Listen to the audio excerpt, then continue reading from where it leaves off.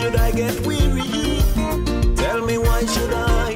Why should I? No way. Lord, Lord, Lord, the Lord is so heavy. Oh yeah.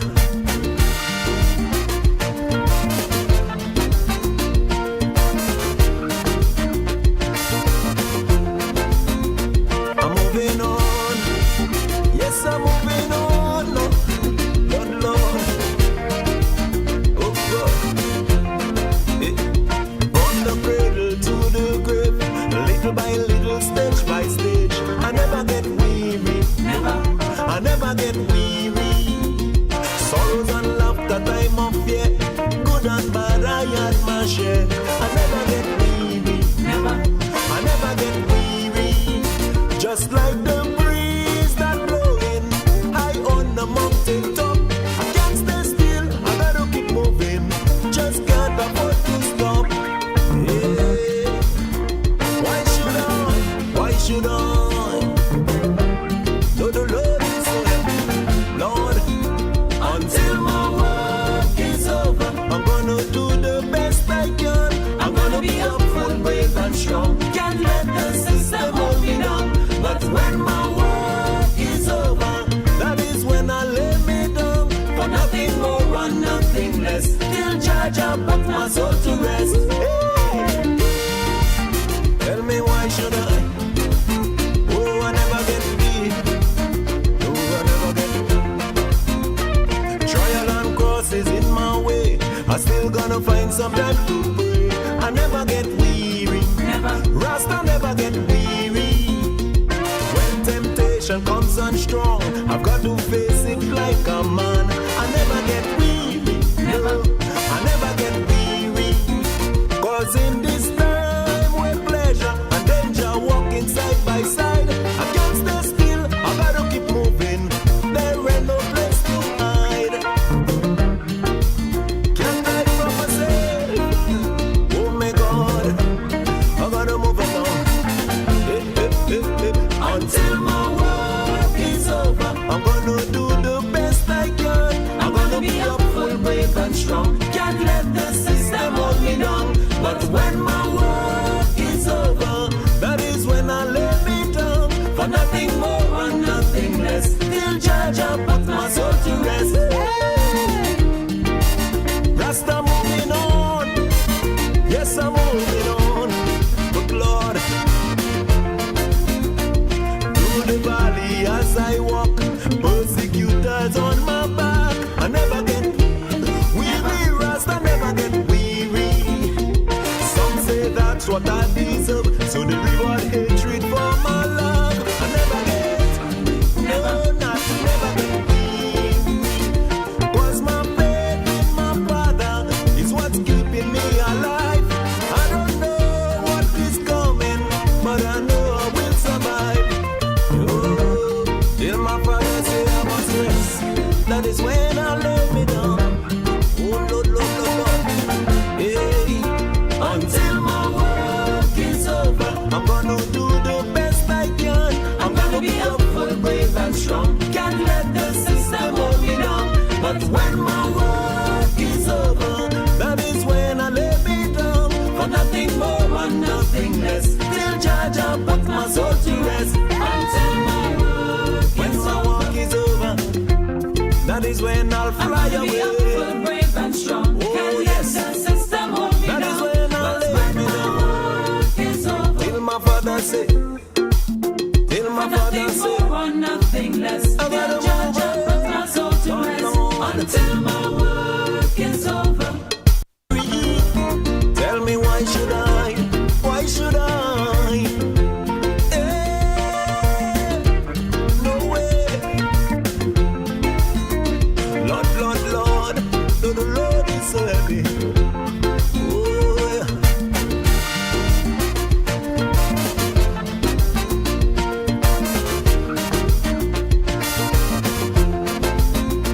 I'm moving on. Yes, I'm moving on.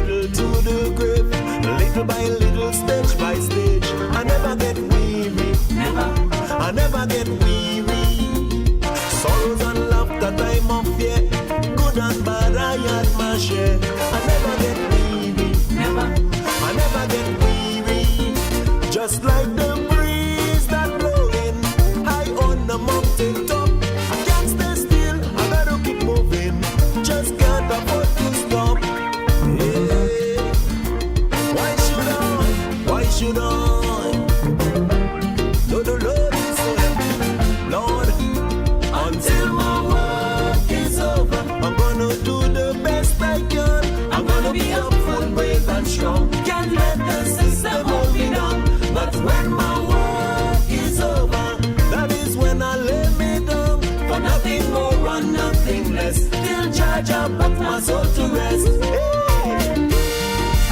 Tell me why should I? Oh, I never get beat. Oh, I never get trial and crosses in my way. I still gonna find some time to pray. I never get weary. Never. Rasta never get weary.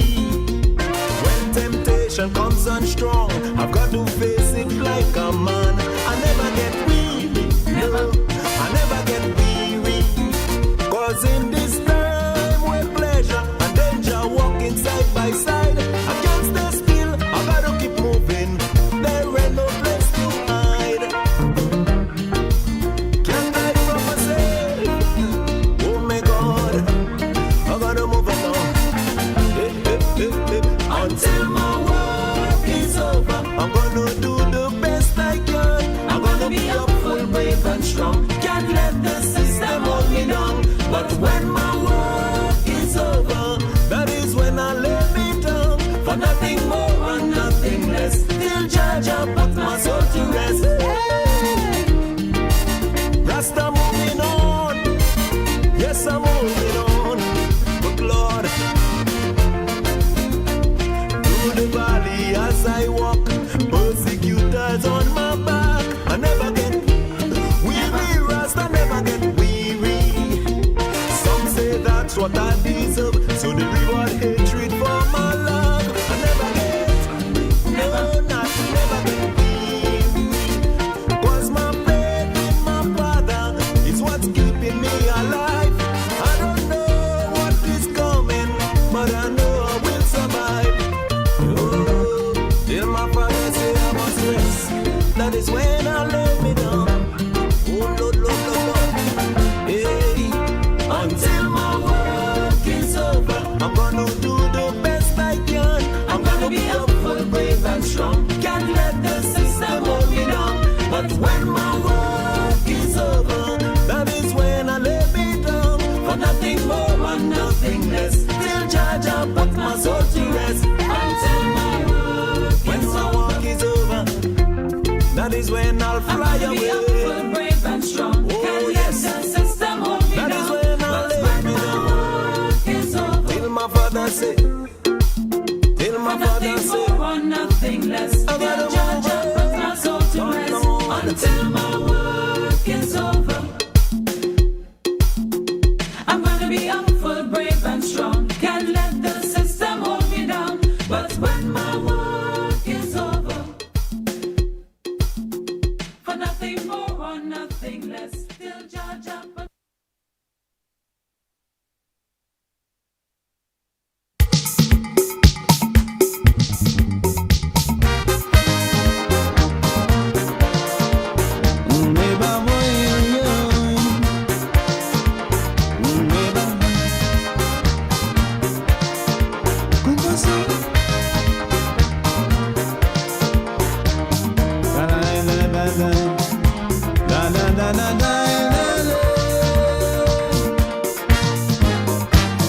I woke up in a special way this morning.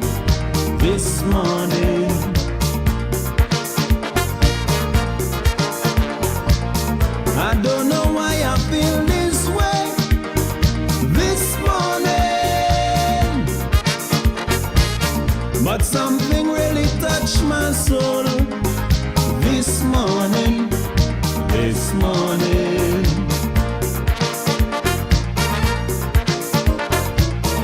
Something precious more than gold this morning. Morning neighbor, hear me, I scream and shout, what's the matter? She asked me what it's all about. Something burning deep within my soul, and this feeling I just can't control. I don't know if it's real, but I want to tell the world how I feel.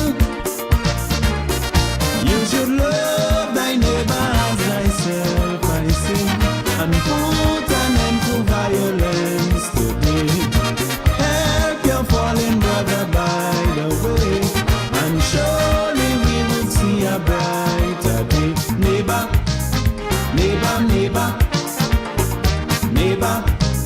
Love thy neighbor. Neighbor, neighbor, neighbor, neighbor. Love thy neighbor.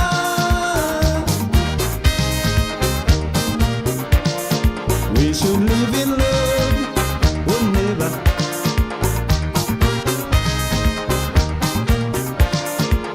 Come, come, come. La la la la la la. Oh, oh, oh, oh. I've got to let the whole world know this morning, this morning. 'Cause I never felt this way before. This morning, I don't know if it's just a dream. This morning, this morning. But it really makes me want to sing. This morning, little children, can we come gather round? Oh my children, I beg you, hold hand in hand. Are you ready to sing a song of peace and be happy? In a time like this, it's not yet too late. We could break down the barriers of hate. You should love thy neighbor as thyself, I say, and put an end to violence today. Help your fallen brother by the way, and surely we will see a brighter day. Neighbor, neighbor, neighbor, neighbor, love thy neighbor. Neighbor, neighbor, neighbor, neighbor, love thy neighbor.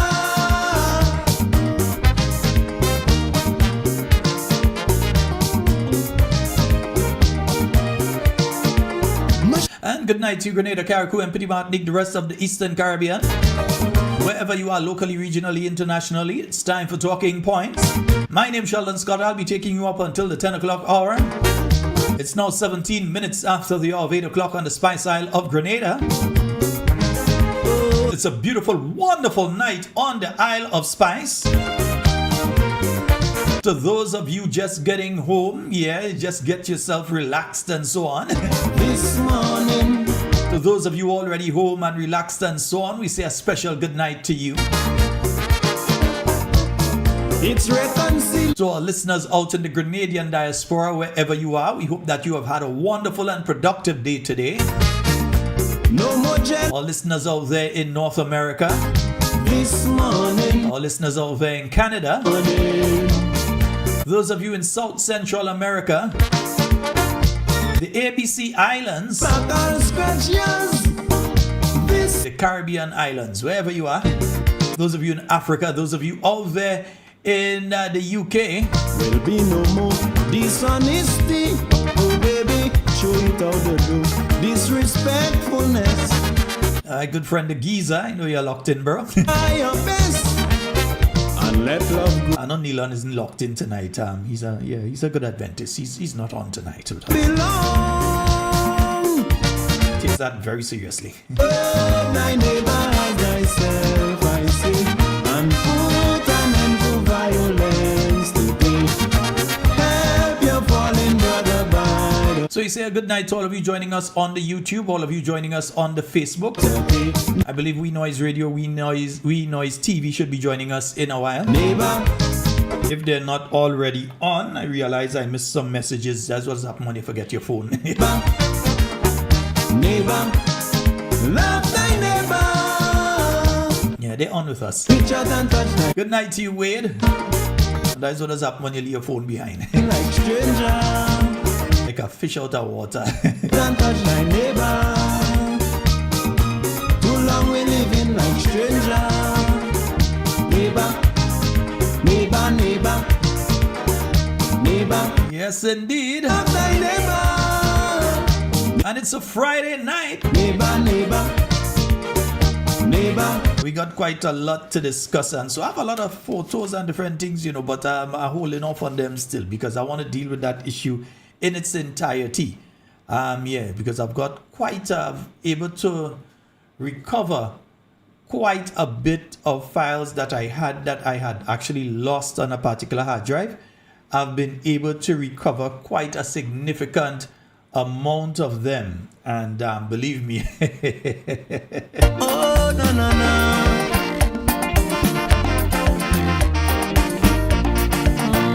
And give people their flowers when they're alive, huh? This man that we're playing music of here has been one of the best musicians ever out of the island of Grenada. And notice I didn't say just Kaiso artists, I said musicians, huh? You are the one who make my bells ring. Edson Ajamo Mitchell, huh? Lady, And he's a Mitchell. from the time But he's a good Mitchell. He's one of the right Mitchell, yeah? on, now I want to tell you I love you in my song. African lady. Lord, King man love you. King man love you. King man love you. I man love African lady. Hey, King man love you. King man love you. King man love you. I man love. Oh na na na. All my love is for you. Yeah. Sometime when I feel sad and lonely. Na na na. Yes, indeed. It's 22 minutes after the hour. Just making sure that we get to our magic number. I haven't seen the magic number I'm looking for today yet. I do know it's a Friday, so I know many people tend to listen to the program after. Bring water to your eyes, but I know it's wrong, so now I apologize. African lady, no. King man love you, King man love you, King man love you. I man love, yes I love. Fergie, good night, yeah? King man love you, King man love you, King man love you. I man love. Yes, indeed, folks. And I've been following some news coming out of the United States today. One like you. And that is a serious one that's going to affect a lot of our folks who are out there in the US. Some news that I saw that broke today, where the Trump administration is now requiring all everybody that has applied for a green card. So you don't have the green card yet, but you have applied for the green card to go back to your home country. Yeah, so you have to apply for the green card from your home country. So if you are in the US and you're waiting on your green card application to go through, they are saying no, go back to your home country and wait until your green card application is approved for you to re-enter the United States. So they've actively told all the people that have their green, did not have the green card but have applied for their green card. And there are quite a few persons that have gone to the United States. Some have done it in Canada, some have done it in the UK and so on. And they say that they can't go back to their country of origin because they are being treated differently. For instance, there are some folks, and I'm not saying anything that a lot of you all don't know, especially some of you all out in the diaspora. There are a lot of folks who have gone to the US and said, hey, they're gay and that they cannot live normally in Grenada because there's a lot of hate towards LGBTQI people. Yes, longer than that right now. But there's a lot of hate towards those people, and therefore they cannot live in Grenada, or they can't live in Jamaica, or they can't live in certain countries. So they have used that as the pathway for them to gain citizenship or to get a green card in the United States. And what the Americans are saying to all of them now as well, go back to your home country and apply from there. Don't set foot in the United States and then apply. So they're saying to them, and we know in the case of Grenada, there may be literally hundreds of people that are presently within the United States in the process of trying to get their green card, in the process of trying to apply for asylum under some bit of the law, so saying that, hey, if I go back to Grenada, I face danger, I face prejudice, I face this or that if I go back to Grenada. And as such, I'm applying for asylum in the US. The Americans are saying, no, that is not the right way. You want to apply for asylum or anything, you need to go back to your home country and apply for it. It causes, in my view, it causes another problem. And the problem that is causing is that, remember, there are a lot of folks who worked with the American government in countries like Afghanistan, for instance, and we could just use Afghanistan as a standalone. There are several folks who worked along with the US while they were in Afghanistan that are in the process of waiting for their green cards in the US. And these people now find themselves in a conundrum. They are going to have to go back, according to what the US is asking of them. They're going to have to go back to Afghanistan, the same country that we saw them dropping off planes when the planes were leaving. We saw planes leaving Afghanistan, and these folks were falling off the plane because it was holding on to the wheels, who get crushed when the wheels going in, who died falling off of the plane while it's taking off, all that sort of thing. We saw that in Afghanistan. So the people that did get onto the plane and got to the US right now, that have not yet completed the green card process or the citizenship process, are now going to have to leave the US and go back to Afghanistan, which they won't do.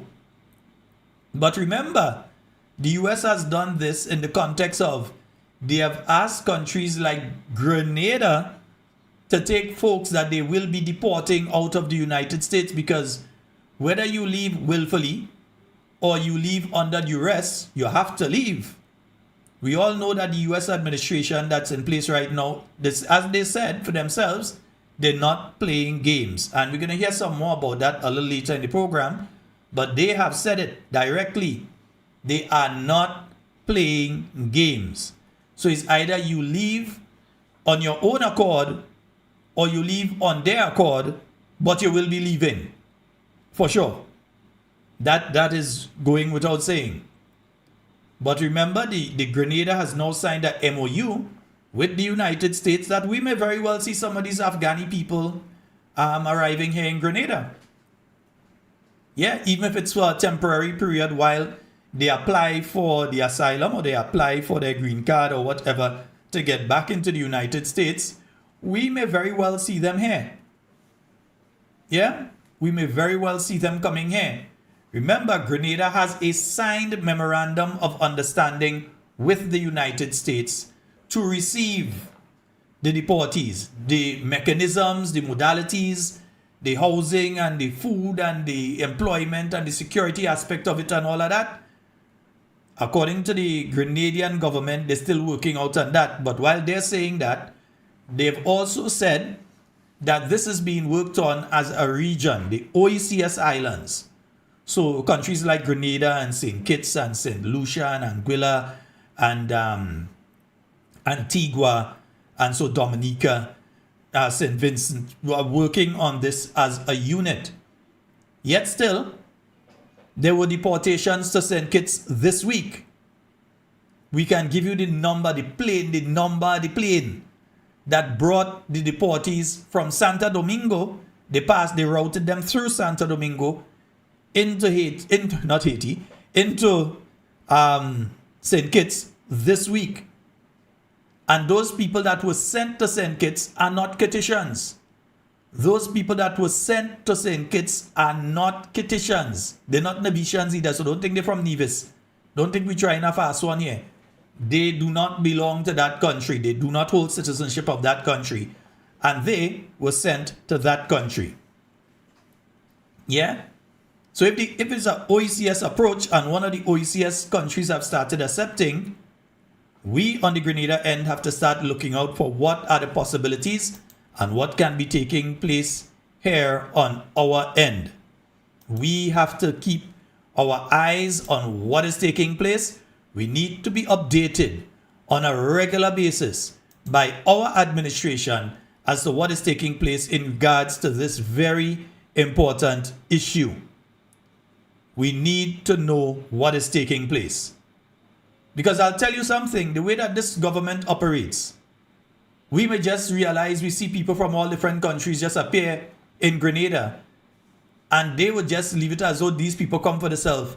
And you and I would not know that this government has allowed these people to come into Grenada and is providing housing and providing food. And so because you can't let them come and just starve, you can't let them come and just go on the streets. They obviously have to be received by Grenada. They have to be provided housing by the same people that said I was building 500 houses a year, and up to now where we're supposed to be up to 2,000 houses, you've got 17 houses by the people that say they're providing 2,000 houses by now, but they've only done 17, and 16 out of the 17 were not even part of that project, were part of a project that existed under the NNP for that same area and so on, that they took over, and now they're calling it part of Project 500.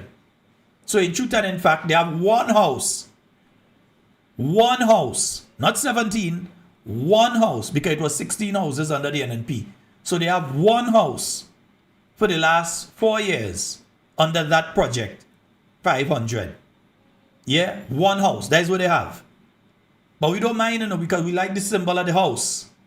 And everybody knows what symbol to look for on election day. You're looking for the symbol of the house.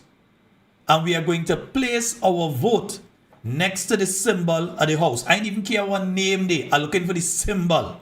That's what I want to see. The symbol. Once I see the symbol of the house, we're putting it next to it. So they talk about Project 500, where they're going to build 500 houses. Don't get them 500 houses on the thing. Just put your mark next to where the house is. Because you're putting it next to the people that has actually built houses. The people that provided houses for all categories of people in Grenada, including the low-income people. That this administration look at it and say, them set a house too good for those people. We can't give the low-income people the houses that the Chinese built for them. Them house too good for low-income people. That's what this administration, and they've said it. They've actually said it. So those houses in their minds were too good for the average Grenadian. You know what took place with this thing? Somebody called me from the US. And they said, Sheldon, I don't think that you understand just how bad this housing thing is with the NDC administration. They were actually offered a house. There was one individual that was acting as a broker on behalf of the NDC administration in the US. There's an individual who was acting as a sort of broker within the Grenadian diaspora and was telling those people, we can provide a house for you. We could link you up and get you one of those condominiums, whether it's the ones up in La Sagesse there or in Beaujeu or wherever. We can link you up one of those. But it's going to cost you a finder's fee of 3,000 US. So they were charging people. All you want to find out more? Don't come and ask me. Go and ask in the state. All you know very well what I'm talking about. So they were going around, and there's an individual, at least one, possibly more, that was out there in the diaspora in the States and telling people, I could link you up with one of the houses. And they weren't just saying that, because some folks from indications actually got houses through that individual, because they say they have connections within the Deacon Mitchell administration, and as such, they are able to contact their people and organize for you. So there are many folks who otherwise may not have been able to access those houses that were able to access it through that means. But the individual also had to get a finder's fee. Once you're getting through the house, they had to get a 3,000 US. That is what I hear. So I buy, so I sell. Don't come and ask me not to get no names. Maybe I didn't get names. Maybe I didn't get names of who the individual is and the names of some of the people who utilized that facility to have houses right now in La Sagesse and in Beaujeu. Houses that they ain't using. Or some folks who have done it, but they do it through a family member. And the family member in their house right now with the place empty in La Sagesse and in Beaujeu. So maybe I have names, maybe I don't. Yeah? You ask me, ask my lawyer. Maybe I have names, maybe I don't. Yeah? But that is what has been taking place with those things. They find the houses were too good for lower income people, the people who need it the most, the people who it was built for. They find no, that's too good for them. Yeah? They find that was too good for them. So they sold it to who they find they want in those areas. We don't want the other set of people, we want these set of people in those areas. And while they've done that, they have provided no facility for the lower income people, because once again, the prices of the houses that they're quoting under Project 500, those houses start at $250,000. Where will a low income person find $250,000 to be able to get one of these houses built? And you're speaking $250,000 there. You're not speaking about the land to build the house on if the person doesn't have the land. That means they have to purchase the land and then still find $250,000 to build the house. And $250,000 is the cheapest one now.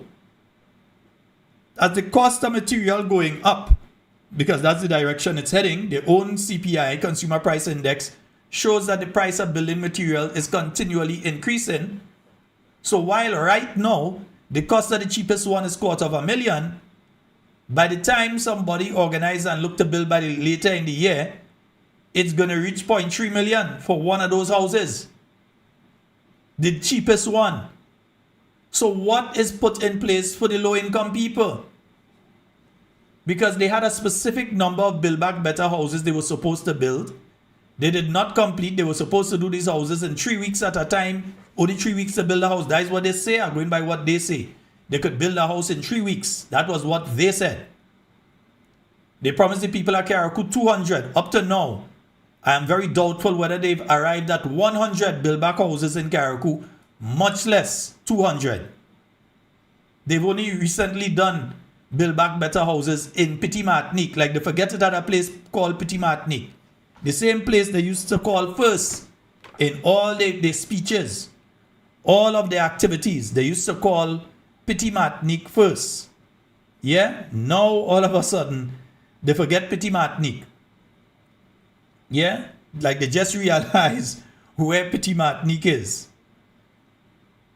Wow. And things that bad, boy. Somebody just messaged me and they say, boy, hey, 2 vendors alone in Fish Friday. What is really happened to Fish Friday? Yeah? I remember a couple of years ago, and that's without losing what I'm speaking about, a couple of years ago, Fish Friday in Guave used to be an event. I remember busloads of SGU students with the SGU bus itself going up, private buses going up, 3, 4 from this area, 2 from that area, going up to St. John for Fish Friday. It was a big event. How has Fish Friday gone from that big event with buses from all parts of the island heading up there for the Fish Friday to 2 vendors? How has it gone from, that's not even Fish Friday again.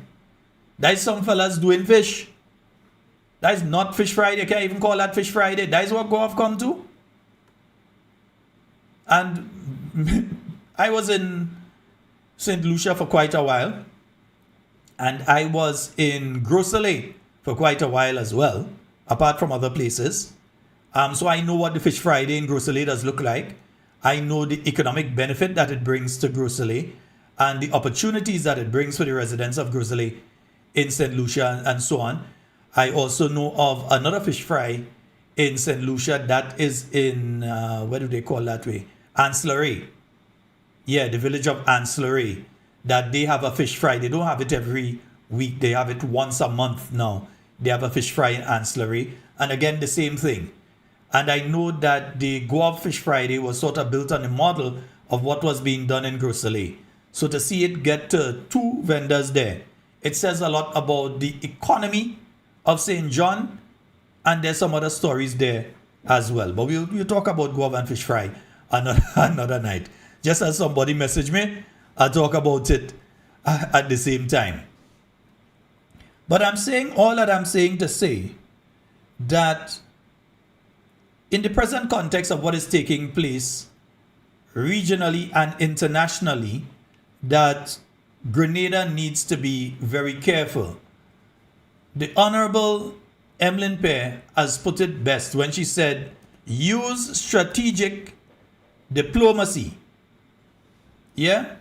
Use strategic diplomacy when addressing issues of the United States and things like the radar that they requested, the deportee request. Strategic diplomacy. You cannot go into things thinking that you're fooling anybody and then go around boasting, because then there are significant consequences to us, the people of Grenada, afterwards. And one of the consequences that we are seeing because of the games that have been played by the Deacon Mitchell administration with the US government is that bit by bit, there are creeping sanctions being placed on Grenada and Grenadians by the US administration. Remember, the morning after the US went into, after, it was the same day that they went into the US, to Venezuela, and they took out the president of Venezuela. They said, some people I don't understand, we're not playing games, they think we're playing games. All of that message, so in case all you realize, those messages were for countries like Grenada, who have been playing games as far as the US is concerned now again. And I want it to be very clear, because some people like to take what you say and twist it to their own ends. So I want to make it very clear.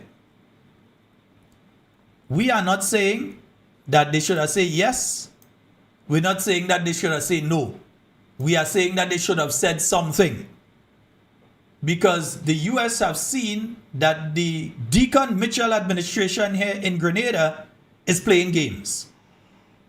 And since you want to play games with them, they're going to play rough with you.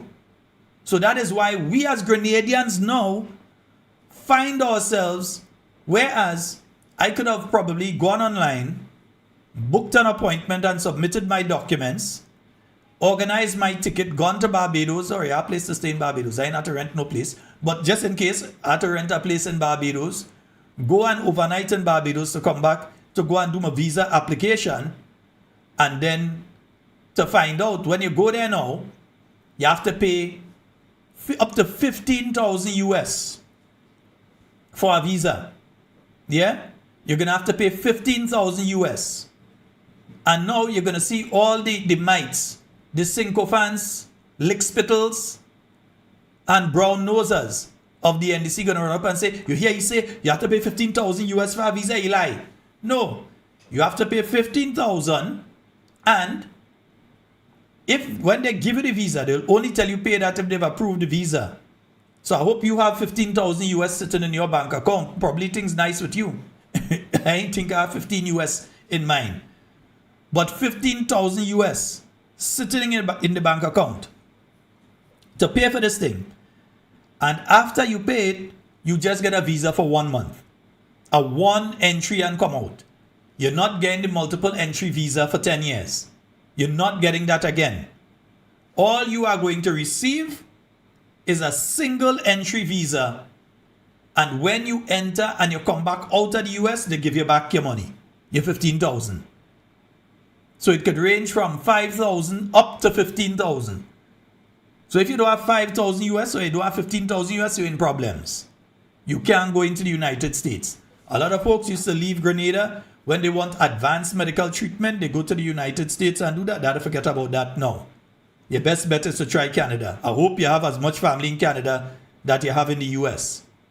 But the best bet now is you have to go Canada.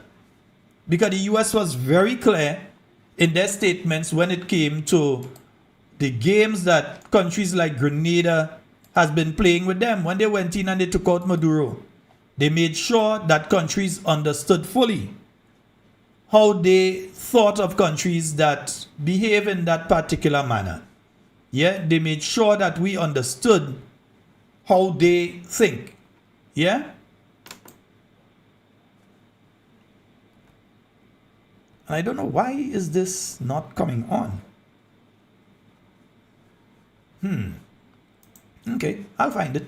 Otherwise, yeah, they were making sure, and let me just take a second here and get this up. Let me see. Yeah,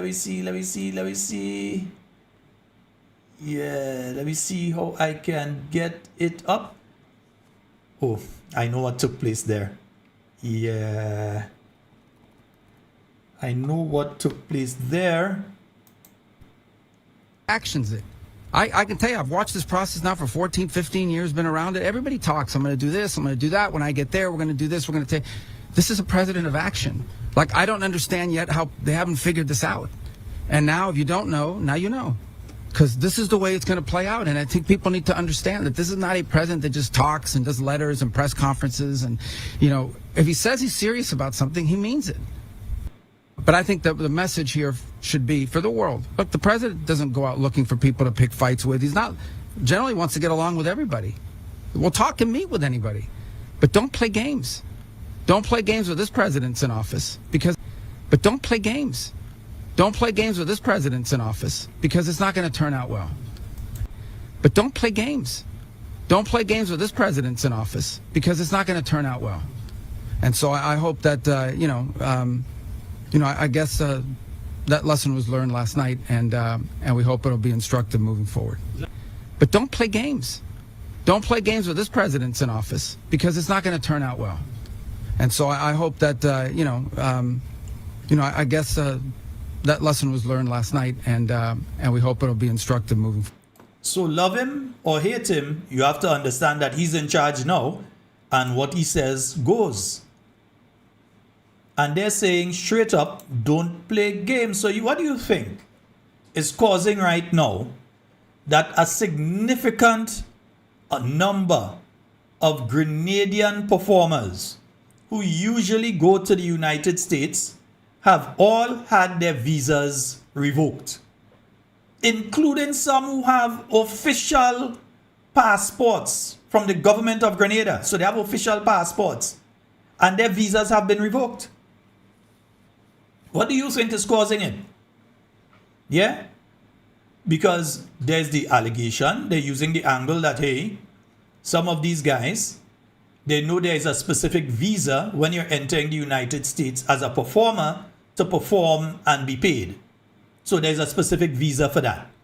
So if you are a Grenadian soca artist and you're going to perform for a show in, let's say, Brooklyn or Atlanta or wherever, and you're heading out there, then you are supposed to get a specific visa for performers for that particular reason. You cannot use your tourist visa to go and do that. If you had a diplomatic visa, you can't use your diplomatic visa to do that. You're only allowed, and I'm speaking from experience, I had a diplomatic visa, and I was going for a particular event in the United States. And I had to obtain at that time a student's visa. And I also had, while I had the diplomatic visa, I had a tourist visa, the B1 visa. I had that visa.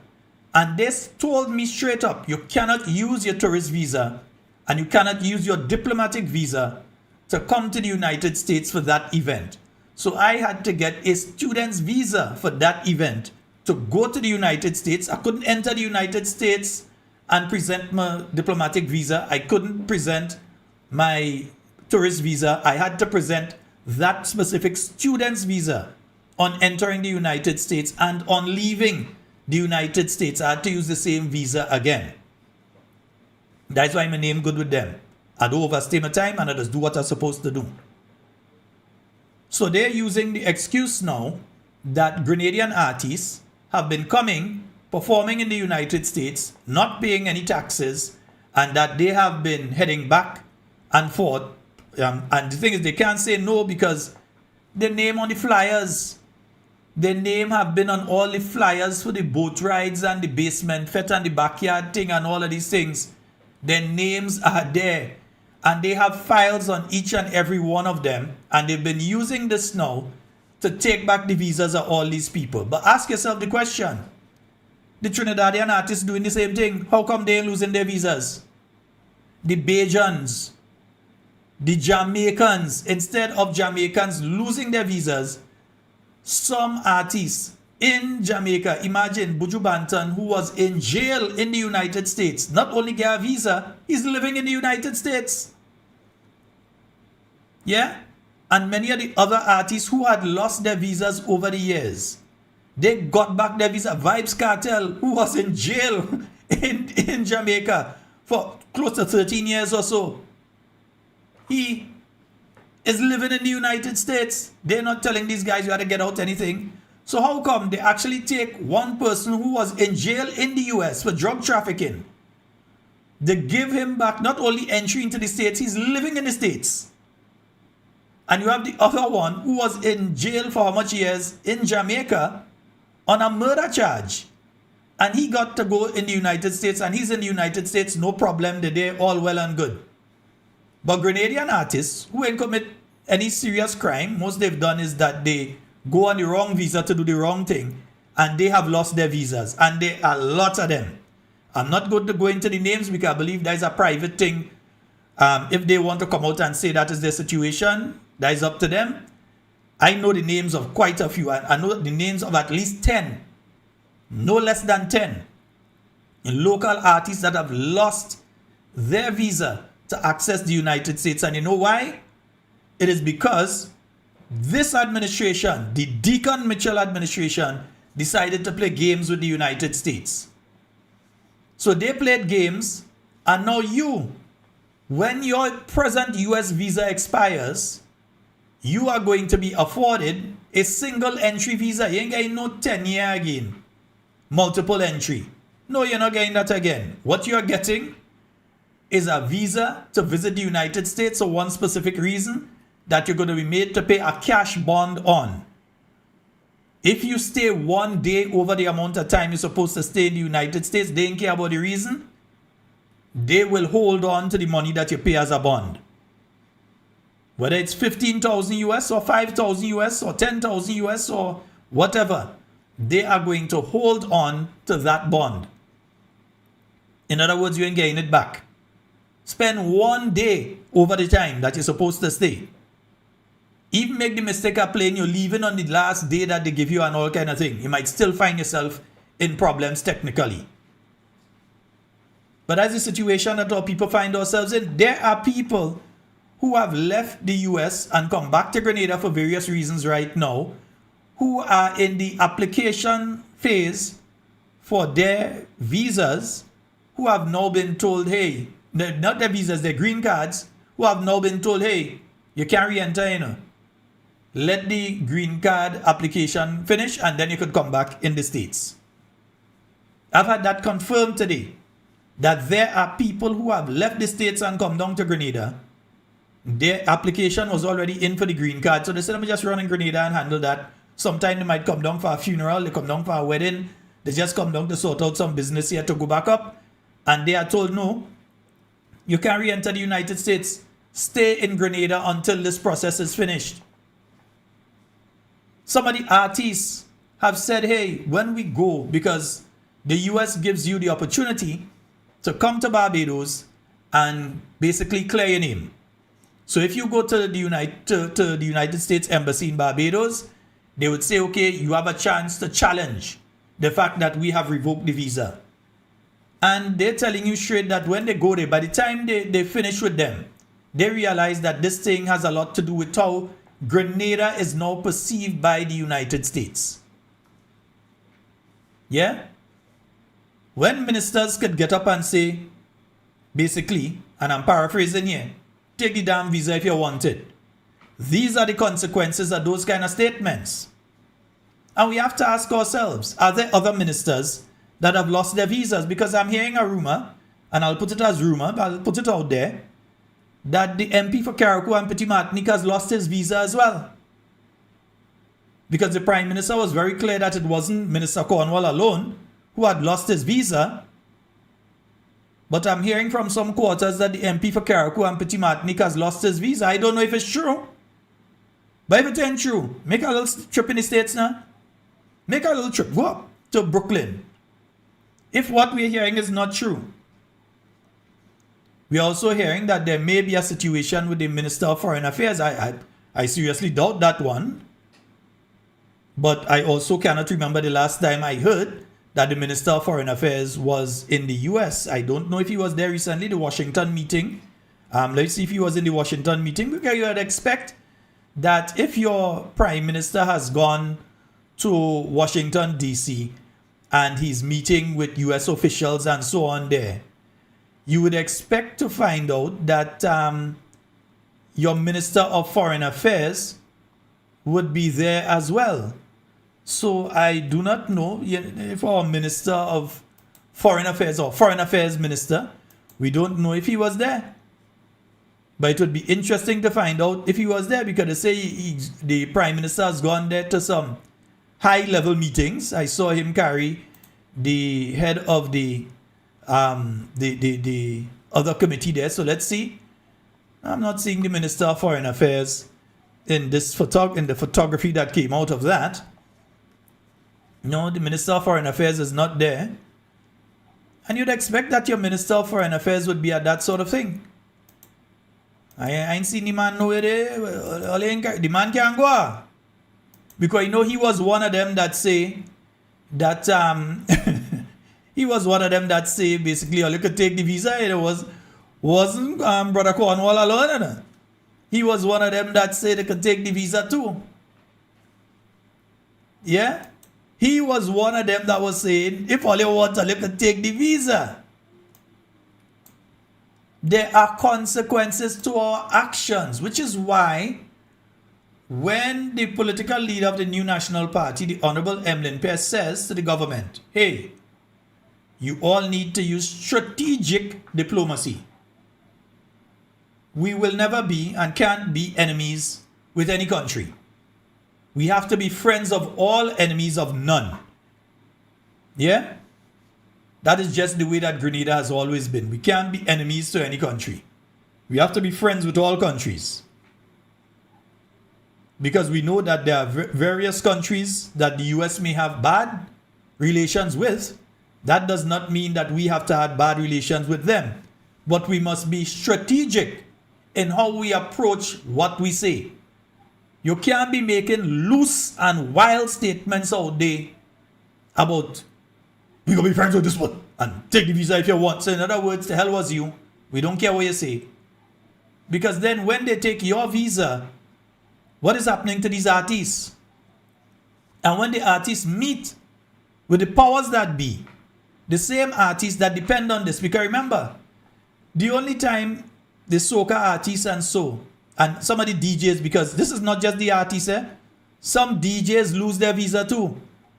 Because some of the DJs get to go in the States and play in a party, and so you advertise DJ so and so from home in Grenada coming up, or they have a fete and they say DJ so and they bring them up and they perform and they make a little money. They have lost their visas too, some of them. Because remember, again, it's the same thing. You're coming up there on a tourist visa and you're going and work and collect money and fly back down. So these people even know how much money these guys were paid. That's the extent of the files. They have files on each of these artists. But while that is being done to Grenadian artists, again, ask yourselves, what about the other countries? Are you hearing this taking place with Vincentian artists? Are you hearing that they are being barred from entering the United States? Are you hearing the same with artists from St. Lucia and St. Kitts and Dominica? Some of the Bouillon artists and the Dennery segment artists and so on, you're hearing that with them? Are they being barred from entering the United States? Or are they still free to enter as normal? Why is it that Grenada has been singled out for this sort of treatment? It is because your government decided to, I'll put it in nice terms, play around and find out. You know, the Americans are saying differently. But our government decided to play around and find out You understand? They decided they're going to play around and find out. Yeah, remember the words? Remember Rubio words or not? We have a president. The 47th president of the United States is not a game player. When he tells you that he's going to do something, when tells you he's going to address a problem, he means it. He actions it. I can tell you, I've watched this process now for 14, 15 years, been around it. Everybody talks. I'm going to do this. I'm going to do that. When I get there, we're going to do this. We're going to take. This is a president of action.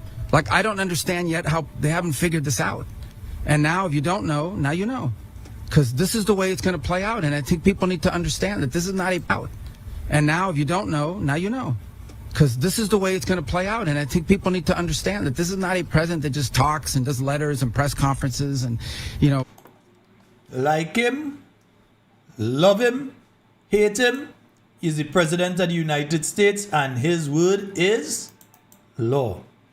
Yeah, you could like him, you could don't like him. It don't matter. Not that he cares anyway. It's the American people who you think vote for him. It's not Grenadians vote for him, you know. Yes, the American people vote for him. That's who he had to answer to. He had to bother with us. He had to care what we think. I think that the message here should be for the world. Look, the president doesn't go out looking for people to pick fights with. He's not, generally wants to get along with everybody. We'll talk and meet with anybody. But don't play games. Don't play games with this president's in office because it's not going to turn out well. To meet with anybody. But don't play games. Don't play games with this president's in office because it's not going to turn out well. And so I hope that, I guess that lesson was learned last night, and we hope. Yeah, that lesson was learned when the Venezuelan, when the Venezuelan president at the time found himself in problems. And you know, there's an interesting video as well. That if you pay attention to this particular video, if you pay attention to this particular video, there's an interesting aspect to this video, you know. And I'll tell you why I'm saying that there's an interesting aspect to this video. This video is from May last year, May 2025. May last year. And I'll tell you something, when they finish lining up there. Fix your tie up here. Right, nice. You're good now? Good, right. Yeah. There's a particular something that you all should notice with this particular grouping that met with Marco Rubio.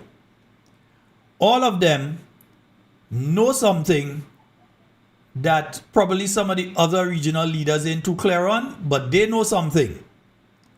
Because this one, right here, went to election last year. Lost 14-1, but he went to election last year. Early.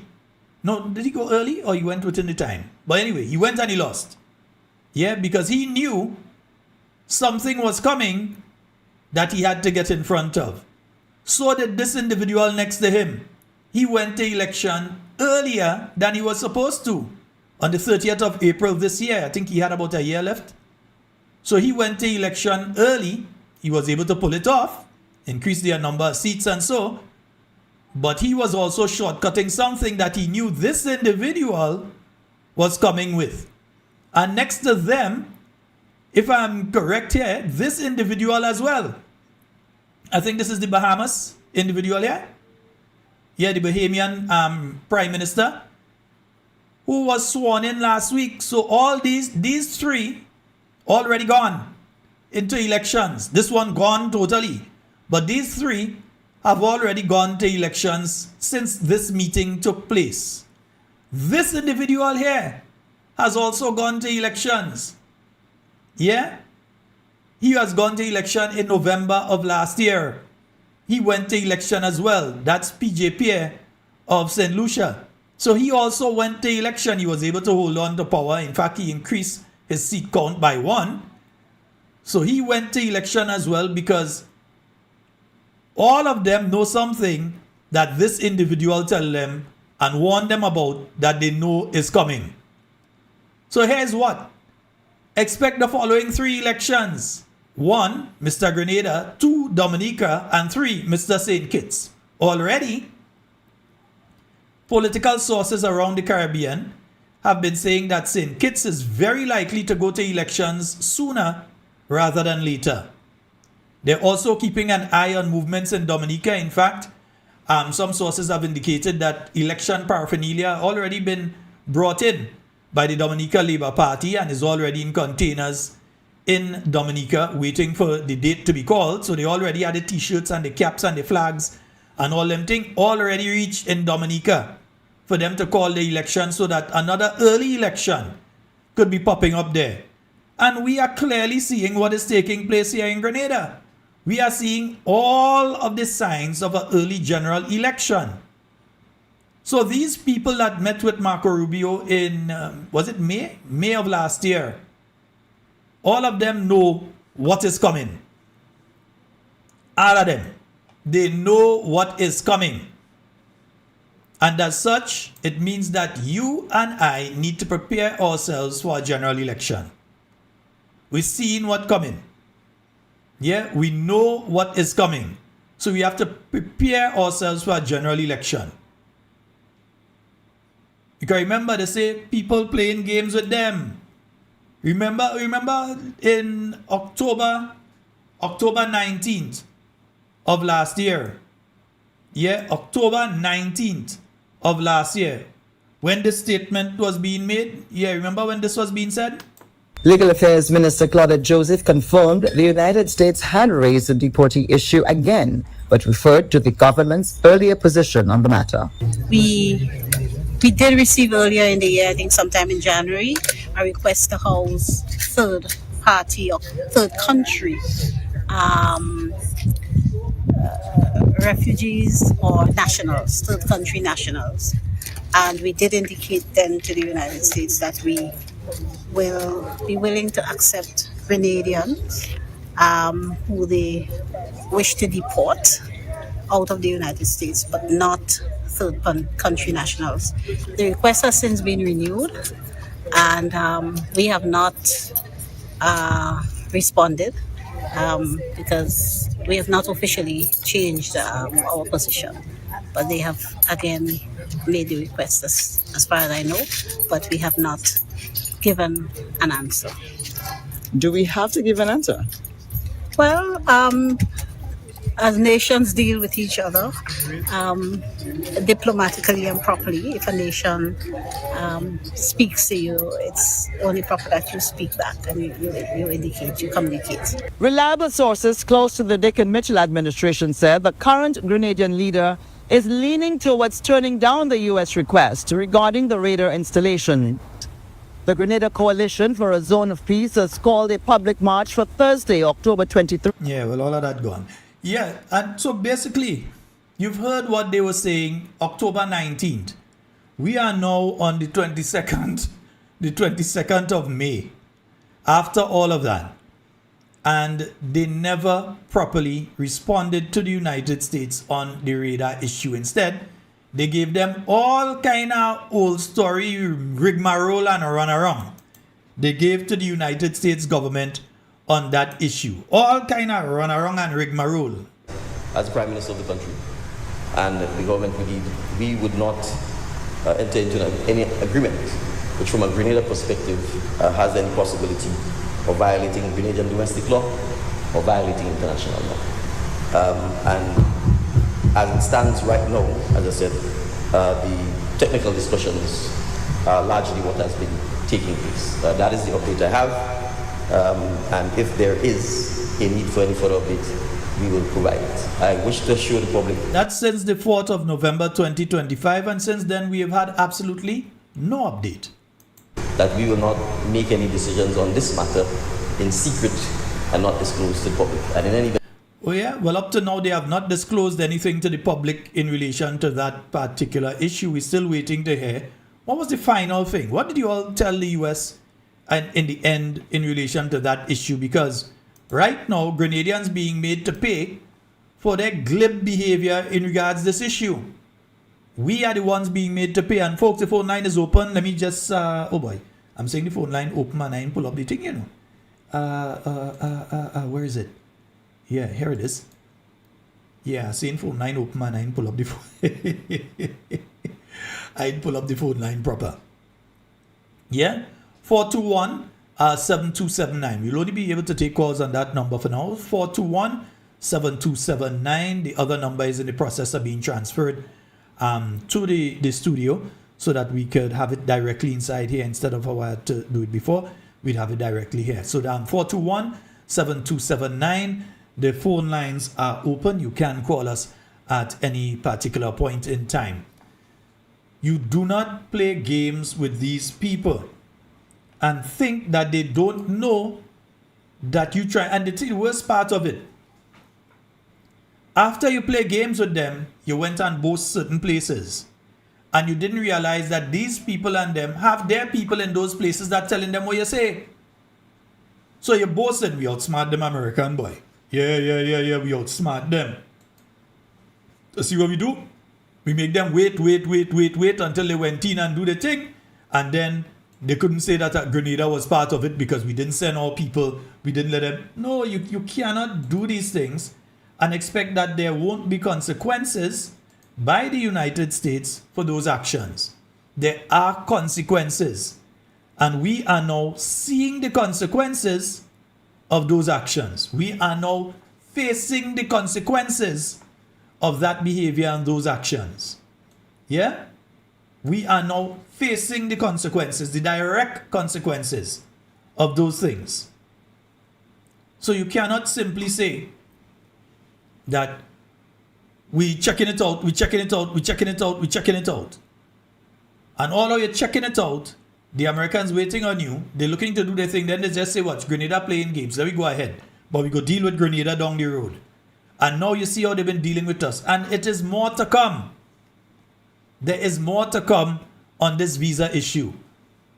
So for those of you in the US who are presently in the process of, you've applied for and waiting for your green card, according to the US immigration services, all you had to leave, all you had to come home. Yeah?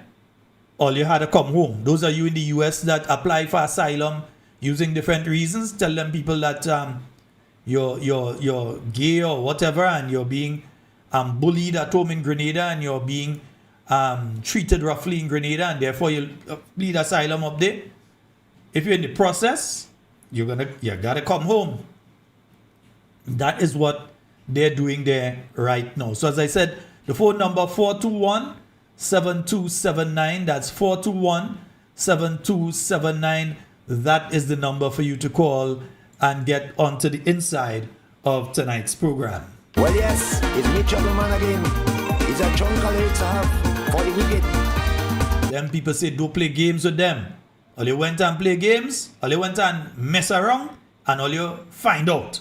Yeah? All you went and mess around and put yourself in mess. Up to now that I cannot see, I really believe that. Again, nobody is saying all you had to tell them yes. But you at least had to tell them no if it's not yes. Yeah? You either tell them yes or you tell them no.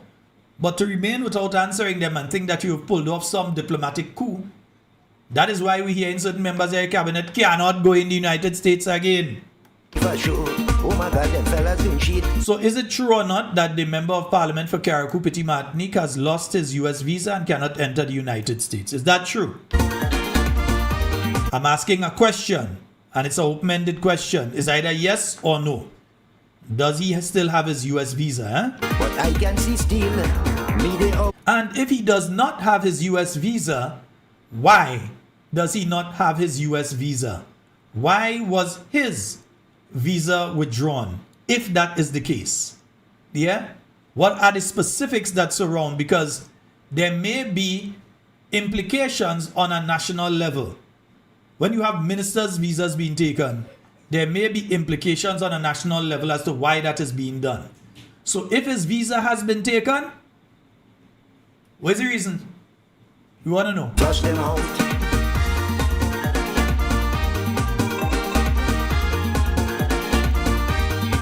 Imani must leave.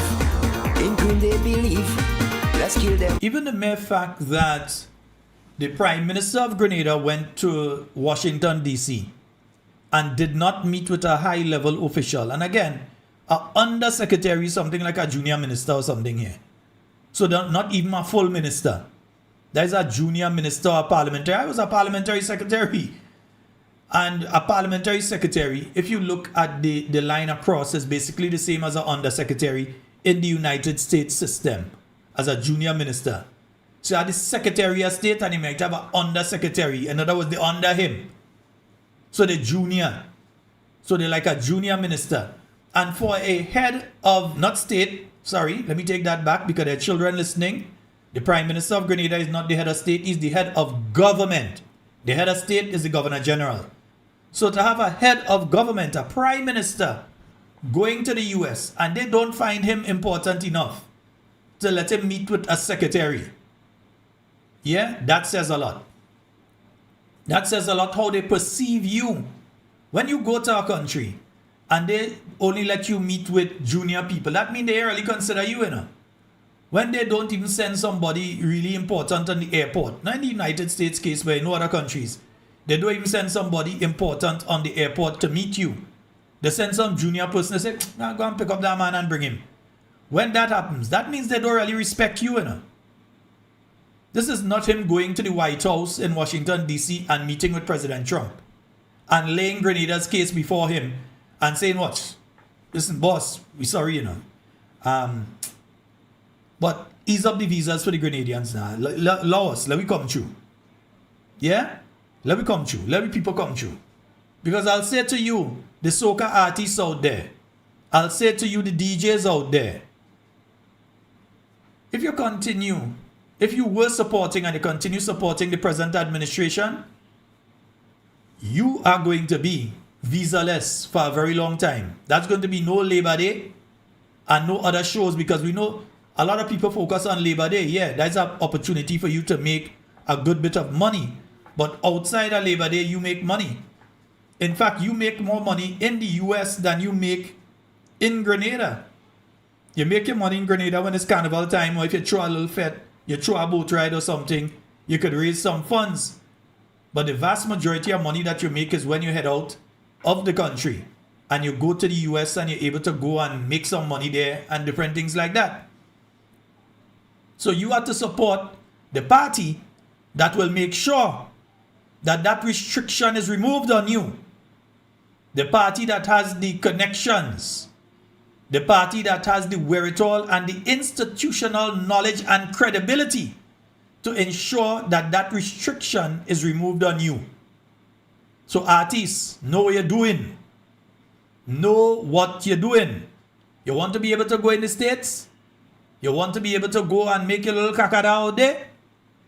NNP is the party for you. Yeah, it is the only party, because the present one that is in office is who you lose your visa under. And it is due to their actions and lack of institutional knowledge of how to get things done and how to do things with a level of clarity. That is the reason you have lost your visa right now and your ability to earn $1. And there's another quote-unquote party out there that you know the connections. You know the head they're pushing. You know you might be banned for life instead of just getting a visa this time. If that party get a foot in anyway, you might be banned for life. And some folks may say, but why is it so important to go to the United States? A lot of them that saying that living in the United States. So if they take visa and they're living in the United States, you know, and they're saying, why would anybody want to come to the United States? They're living there. Some of them who are in Grenada, benefiting from the barrels, benefiting from the little MoneyGram and Western Union that being sent down by the same people in the States, and saying, so why all you want to go in the States? Stay and build all your country. Sometimes to help build the country, that's why they go out and make the money to come back and spend in Grenada. That's how they help in build the country. But you hear some of them, why do they want to go out there? Why do they want to go in the States? Yeah, the States only good for some people, isn't it? It ain't good for everybody. So the Prime Minister of Grenada goes to Washington, D.C., and then they try to sell it as though it's this big win. And he meets with these major people. He meets with the Energy Secretary. If you're going to talk oil and gas and you're going to talk renewable energy and those sort of things, and you go to the United States and you speak to some low-level official or some kind of thing, you ain't speak to the Energy Secretary, you ain't start talking yet. The Energy Secretary is the man in charge of that. And he was hired by the president, or she. They were hired by the president because the president believes in their ability to provide him proper guidance on that issue. Not the junior people under there. He ain't listening. You want to hear from the secretary. You ain't talk to them, but you come back. Oh, we have such. You ain't signed a single agreement as far as we know. You have not signed a single agreement in relation to energy and thing, but you're throwing out thing about, oh, we went and we signed this agreement and we signed that agreement and we've done this and we've done that. And so we've come back with such, such high praise. You went in the States and you were embarrassed in Washington, D.C. Say it as it is, Mr. Prime Minister. You went there and they did not deem it necessary to have any senior official meet you. And we asked the question, since when now is it okay to meet an undersecretary, an admiral, the man in charge of the whole southern hemisphere? The man was the admiral in charge of the southern hemisphere. Come down to Grenada to meet with Grenadian officials. You, Mr. Prime Minister, are the Minister of National Security. And you didn't find it important to meet with that senior person, the man who was in charge of the whole Caribbean, South America, Southcom, the whole South, the man in charge of that. You did not find it important to meet with him. They sent another person out of the United States. You all said all of the NDC mites were all over the internet when asked why the Prime Minister in Africa when this man has come. I think he was the Undersecretary to Rubio. And he came to Grenada to meet with Grenadian officials. They said that man too low level for the Prime Minister to meet with. So the Prime Minister gone in Africa. All you remember when they say that? Antonito. And you remember?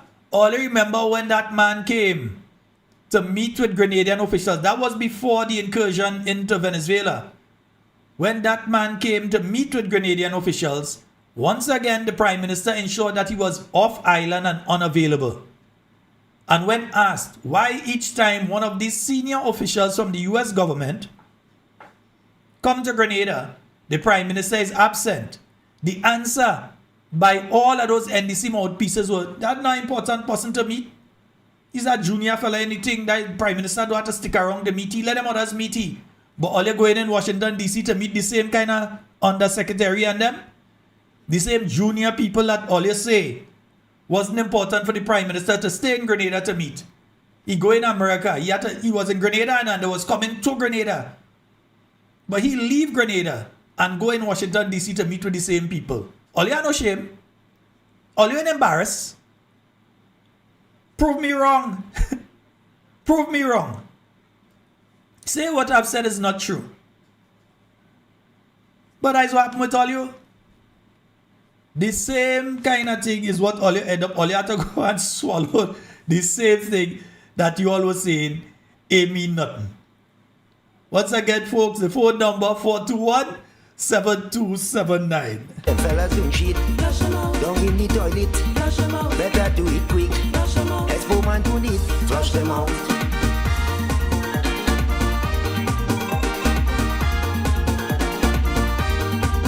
Soca artists, look after who does look after all you, yeah? They out to kill. Remember who made sure that all you had all your little official passport and them kind of thing, right? I get my but right now. No work I can find. All you want back all your visa to be able to enter the United States and go and eat a little food out there in Labor Day and you know the other little Miami and different places, and so all you want to be able to go and do all your little fete and thing, they make a little money and come back home. Oh my God, the fellas don't cheat. You all know which party will be able to get that. There's only one political party in Grenada could get that back for you all, and you all know which one it is. And when you all meet with the NDC officials here and you all tell them about it, they tell all you hold on a little bit. Why they tell you? You know, I think some of them hoping that something happened to President Trump. That's what I believe, you know. I believe that the officials in the Grenadian government, as bad as it may sound, I believe that some of them thinking they could wait him out, you know, that something will happen to him and that go loose them out, you know, that they all they think President Trump easy. Try Vice President till they go find out. Forevermore, I really want the Jonah to go, but right now, I'm sorry for sure. Oh my God, them fellas don't cheat. Down in the toilet. Better do it quick. Expo man don't eat. Flush them out. Oh my God.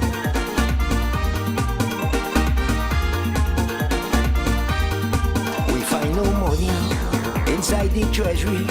What new car I see, them driving daily. They know damn well they would not do better. So we talked about closure last night, Oh, no pension, and the Minister of Agriculture finds himself in closure today. but now they get changed. Very late yesterday, they rush and they're telling they tried to send a message to tell closure farmers that they're interested in meeting them today. I know evermore. Rush up in closure Belvedere, and so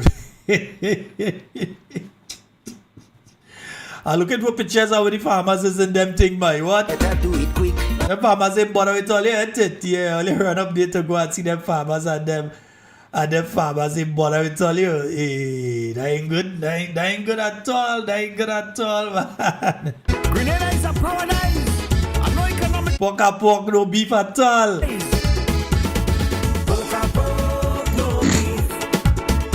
And we have a call online. Look at that. Hey, good Sheldon. How are you doing? Hey, I'm good, man. How you doing? No, I'm okay, man. All right, go right ahead. Yeah, Sheldon, we had a wonderful meeting last night in the Bay.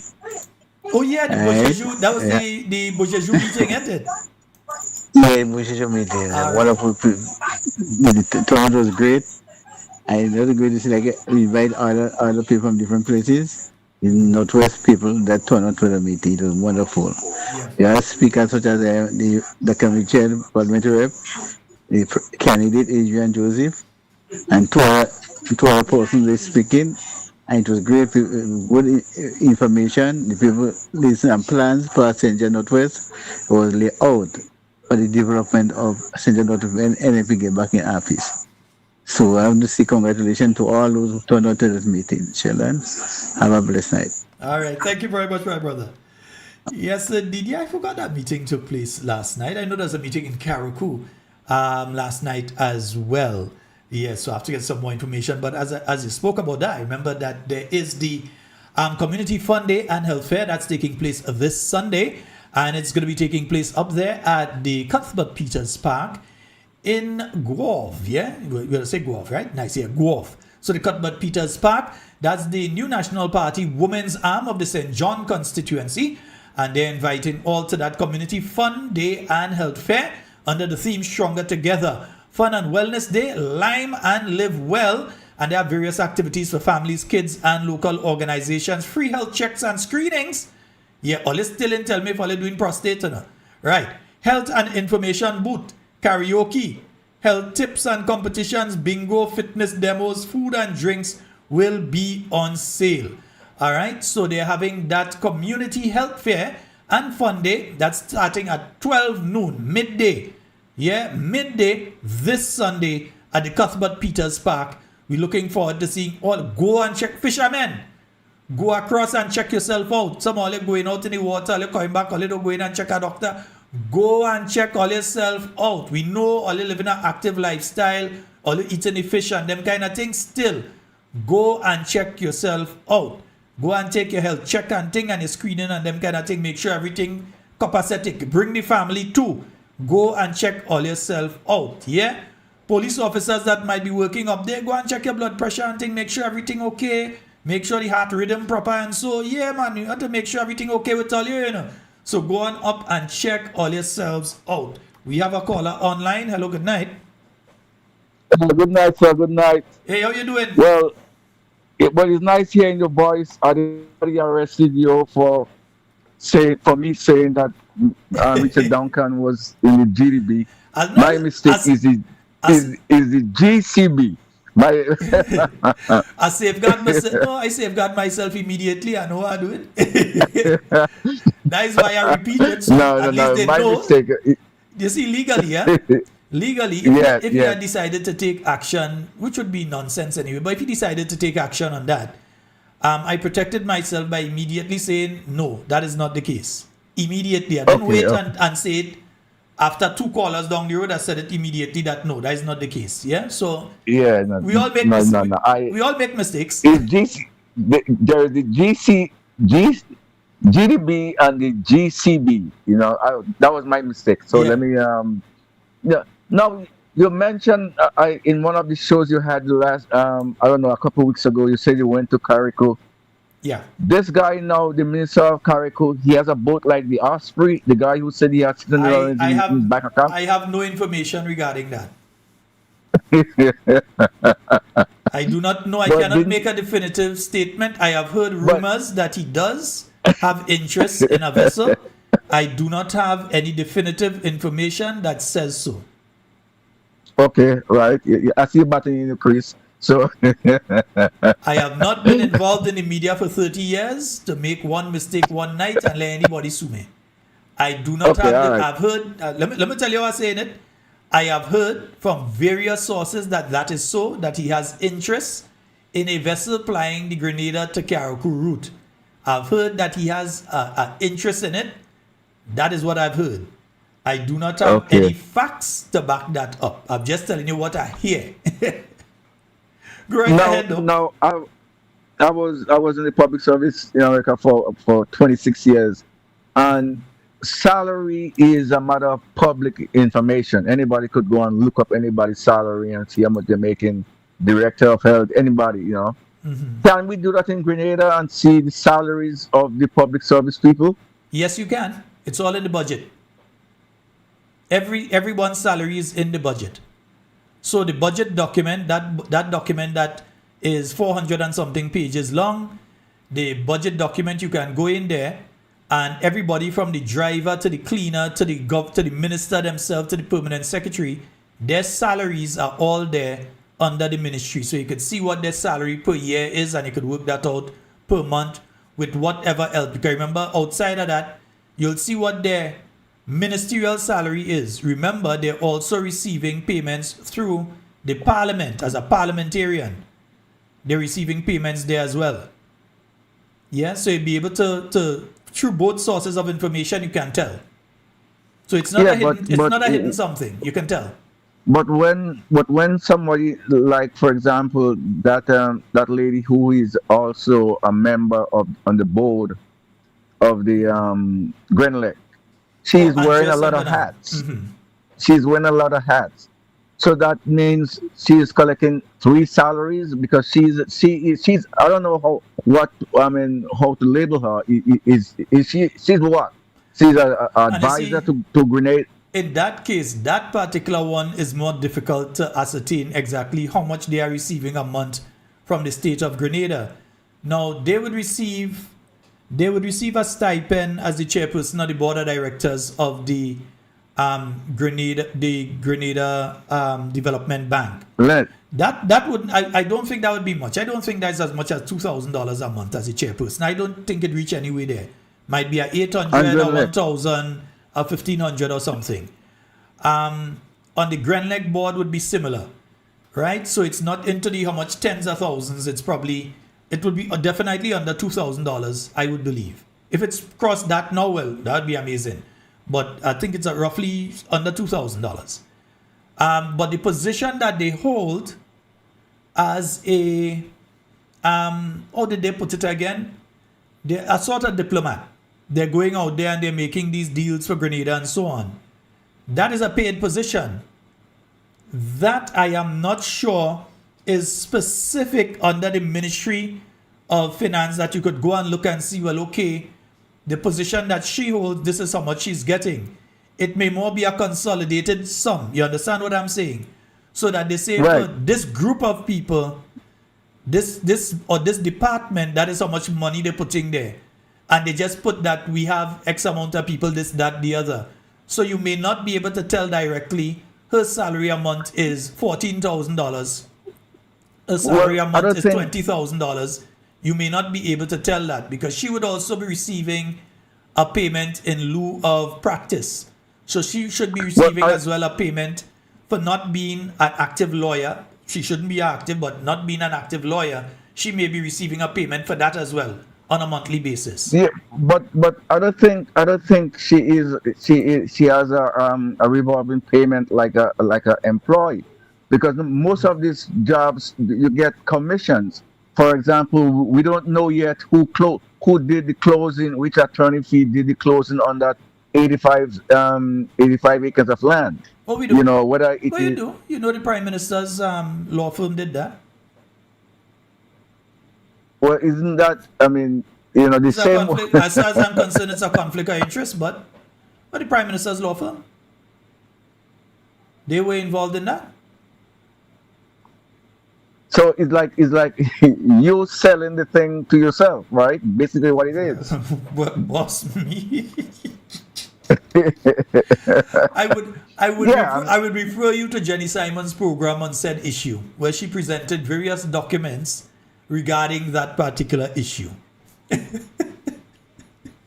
But the Prime Minister's law firm was involved in the transactions with that land. For the $22 million for putting up some plywood, right? No, I think people mix it. The $22 million has nothing to do with the purchase of the land, you know. The purchase of the land is a separate how much million, you know. The $22 million is for afterwards for the development of the land and that kind of thing. And we're still looking to see what has been done for $22 million outside of some plywood that somebody called me and tell me they passed them taking down plywood yesterday. So you could look at there and tell me if you see that $22 million worth of work. I could take $22 million and totally rebuild the Maribo Health Facility. Totally rebuild it. $22 million. They could again tell me I could have totally rebuild Maribo Health Facility and even put an addition on it. Upgrade it with $22 million. $22 million in Calavini. Tell me where you're seeing for it. And all the people are saying, tell us. If Maribo couldn't do with that 22 million. All right. And finally, before I get off here, is it true that our Prime Minister is going to wouldn't be running in St. David's? He's going to be running in where? Happy Hill area where Dr. Mitchell used to run? Not true or what? Not Meg State. My name is Sheldon Scott. I have no middle name. My parents and them say that boy, they say that boy too cute, we don't want people mix it up. Just call him Sheldon. So Sheldon Scott, no middle name. I also have some other surnames. You could call me Sheldon Levine, I go answer. You could call me Sheldon Williams, I go answer. You could call me Sheldon Duncan, I go answer. You could call me Sheldon Lawrence, I go answer, because that is all my family surnames. I go answer any of them. But one name don't call me is Deacon Mitchell. So good night. Oh, by the way, Mountain is coming up, right? The same Yes, go to sir. Fete, right? Yes, go to Fete. Yes, sir. All right, thank you, All sir. right. Good night. And say a good night to your wife for me as well, please.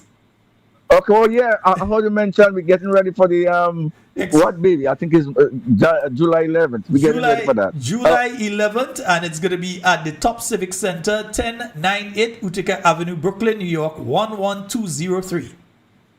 All right, thank you, sir. Good night. All right, you have a good one. All right, thanks. Bye-bye. Yes, indeed, folks. not Meg State easy, you know. So, folks, remember, you were just referencing the Exquisite Affair, an evening of elegant style and class. They're having their third Exquisite Affair, and the Honorable Emlyn Pear will be there. Senator Nolan Cox. Senator Nolan Cox is such a nice guy. Eh? Senator the Honorable Nolan Cox, he will be there. Mrs. Nolene Thompson, that's a darling. She will be there. And of course, Dr. Adrian, listen, Dr. Adrian Joseph probably don't even remember something, you know. You know, my first US visa is Dr. Adrian Joseph that makes sure that he do what I had to do for me to get it. I sure if somebody go and tell Adrian now, Sheldon say that he can't remember what I'm talking about. The man went as far as to call Barbados and make the appointment for me, you know. And I'm not talking Sheldon as a government minister, I'm talking Sheldon as Sheldon. And that was many, many years ago. My first US visa. He called and he made all the arrangement. He said, boy, just book your ticket, do this, do that, do the other, and so on. That same Adrian Joseph that day, Dr. Adrian Joseph. Yeah? So remember, folks, if you want your tickets, check these people. Yeah? Aisha Olivier, 917-520-3164. Kathy Albert at 347-262-6818. Wendy Maguire at 917-602-1476. And Louisa Frame. Hey, Miss Frame! Miss Frame, good night! It's a long time I ain't shout out Miss Frame. Why, Miss Frame? How you doing, sweetheart? Oh, God, Miss Frame is a nice lady. 347-423 2509. Louisa! Miss Frame is a sweetheart too much. All the ladies there are sweethearts, but oh God, Miss Frame is a special sweetheart as well. Yeah, she's a treasure. Yes, good night to you, Miss Louisa Frame. Yes, indeed, folks. 421-7279. 421-727. Don't worry, not next yet. I know how to save myself. I know how to save myself, man. Poke a poke, no beef, eh? Yes, yes, yes. No walk, no pain. Every day I hear them say, it's more misery. So, folks, remember that's happening on July 11, 2026, starting at 9 p.m. Music by DJ Jude and DJ Small Clothes, eh? Fire in Montmoris, fire in Willis, river drying up. Now we have water. And you know, folks, before I run out of time, because I did put it down as one of the things I wanted to mention today, the New National Party has been holding a series of consultations with various groups. So the NNP has been having consultations with different organizations. They've had with the, I know they've had with the religious community, the evangelical churches, for instance. They've had meetings with them. They've had meetings with, today they had meetings with, let me pull this one up there one time. They've had meetings with the people in the health and beauty industry. Remember, the people in the health and beauty industry is the ones that they told the last time that they have X amount of time to go and get the certificates together, and they had to spend how much money. Literally, each of them would have to spend thousands upon thousands of dollars to be certified and allowed to practice in Grenada. Yeah, they would have had to spend thousands upon thousands, and they weren't even given a significant amount of time to be able to prepare themselves for that. The NNP also met with the Muslim community. Yeah, you see there, they've met with the Muslim community. They're meeting with different stakeholders, because I know sometimes folks outside of Grenada may sometimes be asking, well, we're hearing not what NNP doing, where NNP doing. No, NNP is doing quite a lot of work. And that's why the only people to fail is for us to fail ourselves. We all have to play our individual part. So yeah, the NNP also met with the Muslim community. They met here with the members of the Indian business community. Yeah, so they met with the Indian business community as well. They've met with various sections of the society here. They've met with the evangelical, this was the Indian Businessmen Association. This was a meeting with the National Bus Association. Yeah, and this is over the past few weeks and so they've met with the National Bus Association. Yeah, the Bus Association, National Bus Association, in the meeting with the Honorable Emlyn Pear and some members from the New National Party team. Yeah, so there are various meetings that have been taking place today. I know they met with the Trade Unions Council. They also met earlier in this month with the Alliance of Evangelical Churches. You see them in that meeting there. And let me see who else here we have. They've met there. Yeah, this is another picture from the meeting with the evangelical churches. And so, yeah, the NNP, they're working. They're working. They've met with the Grenada Medical and Dental Council. All of you guys all know the NNP doing their work. The political leader and the team of the New National Party is doing their work. Yeah? So you see they've met there with the Grenada Medical and Dental Council. They have met with, let me see who else they meet with there again, man. They meet with real people. They meet with real people, yeah? And there's another meeting here. Where is this? Wait there. They meet today with our grouping too. Let me bring you one from today. Yeah, man. Looky there. Yeah, they've met with the Trade Union Council today. Yeah, they've met with the Trade Union Council today. Yeah, man. NNP doing thing. They're meeting with the right set of people. Yeah. So Team NNP has been doing their work. Because I know a lot of folks ask, well, what is NNP doing? What is NNP doing? And next weekend, NNP is heading to convention, huh? Yeah. So the New National Party will be heading to convention, not this Sunday, but the following Sunday will be the convention of the New National Party. It is taking place at the McDonald College, if I'm remembering correctly. So it's going to be taking place at the McDonald College. So for the open session, those of you will be seeing it. Here we go. You're putting it up online, and so that you can see the open session of the convention. As we does always do, we don't hide nothing. No. We ain't like other people that at the convention and they are no open session in the convention. You can't see nothing. No. We does have we open session in the convention. So we're going to put on we things so you could see the open session of the convention. Indeed, we have the closed session, which you would know is only for delegates and observers. So not everybody could just walk in your convention. Your convention is for your delegates and your observers. From all 15 constituencies, they will be there. And then after, there'll be the open session when you invite people could come in and them kind of thing like that. There'll be the open session. So you'll get more information on that during the week next week. We'll be giving, and yes, we are having program on Monday. We ain't taking no holiday. We on Monday. Yes? Talking Points is on Monday. Don't have to worry your head. Talking Points on Monday for you. Right? So the NNP is working for you. The NNP is working with you. Because you know, and I know, and even they know, it's always better for everybody with the NNP. Yeah? NNP is better for everybody. Them know it, you know. I feel I go right. All you could sing a song this year too. Yeah. They shut them to sing a song and I don't sing that song. I feel I go write this song for NNP better for everybody. You know.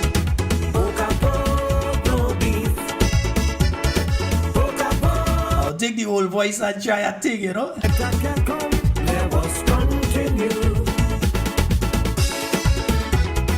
Chris London, good night to you, bro.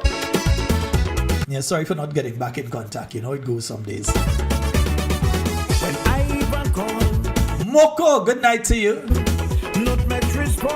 And let me say good night to Moko Ben. Good night, bro.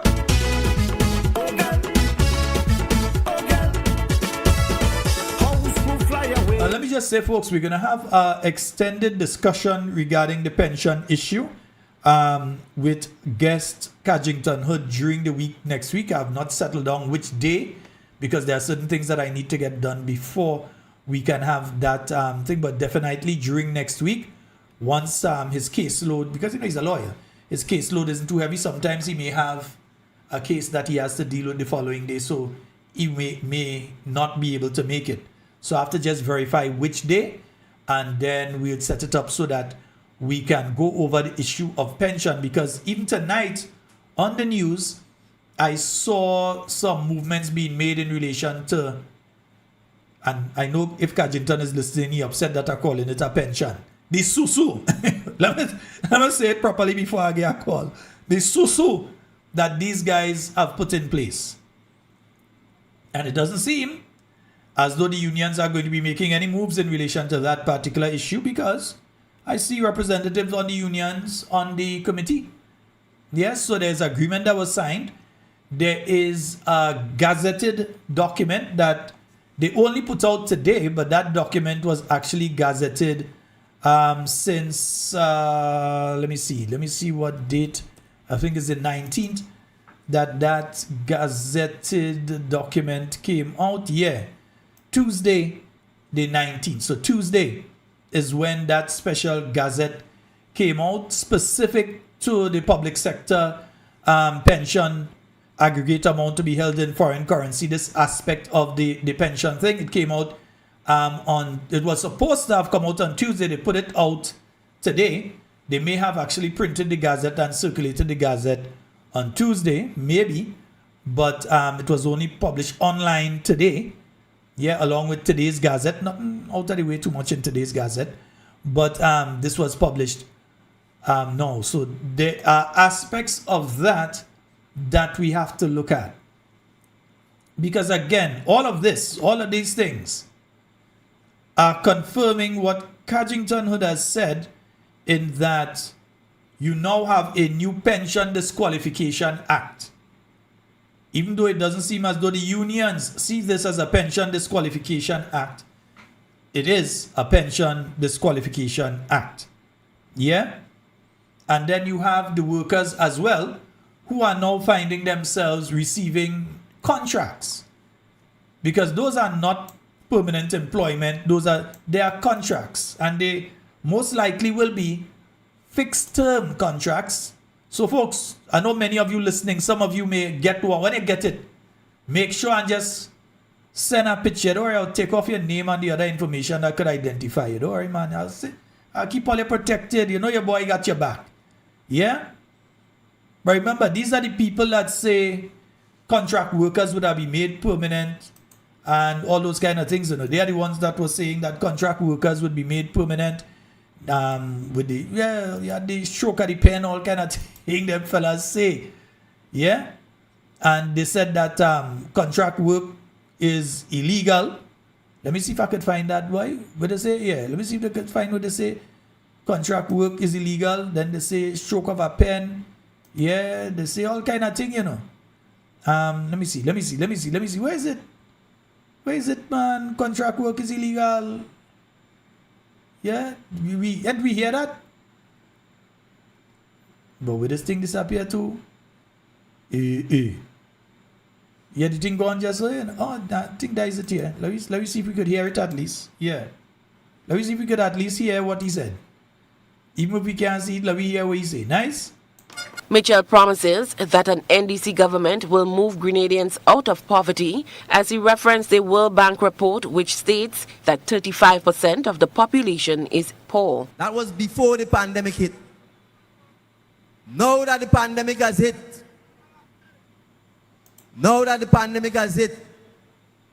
I don't need the World Bank to tell me that the figure has gone even higher. Mitchell also addressed the issue of contract workers. When you are placed on 3 months contract, 6 months contract, 12 months contract, it is unlawful. It is illegal. And if it is going to take another High Court judgment to say that the government of Grenada cannot treat its own citizens that way by breaking the law, then so be it. Prime Minister Dr. Keith Mitchell has repeatedly reminded the Grenadian people that he holds the general election bell that he can ring at any time. The NDC leader gave his response to this statement. So whether you ring the bell in your belt? Nah, man. Yeah, we had time with you on that one. Yeah, go to hell with that. Yeah. But that was not the only statement they made on contract work. They make other statements on the contract work issue. You know? They say they're ending contract work. So I'm surprised that people getting cabinet secretary contracts right now, isn't it? Yeah, I'm very surprised. So when I say we will end the contract work, we will end the contract work. Our teachers deserve better than that. Our teachers deserve better than that. They take care of the nation's future. And if we want to have a prosperous future, we must start with the way in which we treat our teachers. We're supposed to be able to speak to power with authority. If you're doing wrong, we're supposed to tell you you're doing wrong and you have to fix your ways. I wonder if he had anything to say about how they treat Perry in Brooklyn. Because if you're doing wrong, we're supposed to be telling you you're doing wrong. We're supposed to be able to speak, isn't it? I wonder if he had anything to say to NDC supporters. If he went on his Facebook page and said to NDC supporters, hey, what you all did there was wrong. You all should not treat people that way. If they have a view, they should be able to air their view in a national town hall meeting. Because it was not NDC meeting for only NDC people and a closed door something. It was an open door session for Grenadians. So I wonder if he knew that, to be able to go and tell that to the NDC supporters that was acting all ignorant up there. Supposed to be able to speak to power with authority. If you're doing wrong, we're supposed to tell you you're doing wrong and you have to fix your ways. You can't threaten the job. They can't threaten the job, and that's why we don't want this contract thing, because they're abusing it, brothers and sisters. Says a man who on a contract right now, eh? Yeah. He on his contract thing, but you're on a contract right now. And you're on a contract? We will talk about Postal Corporation for a while. Just here we go talk about it. We had to tell you, and you're on a contract now? We don't want this contract thing. Because they're abusing it, brothers and sisters. You have nurses on contract for years, nurses, and we not have enough. You have teachers on contract for years, and we not have enough. Just remember that this administration came in and put some of those same nurses again on contracts for 2 and 3 years, but I ain't hear he's telling them they're doing anything wrong. He keep quiet on that one, innit? You can't threaten the job.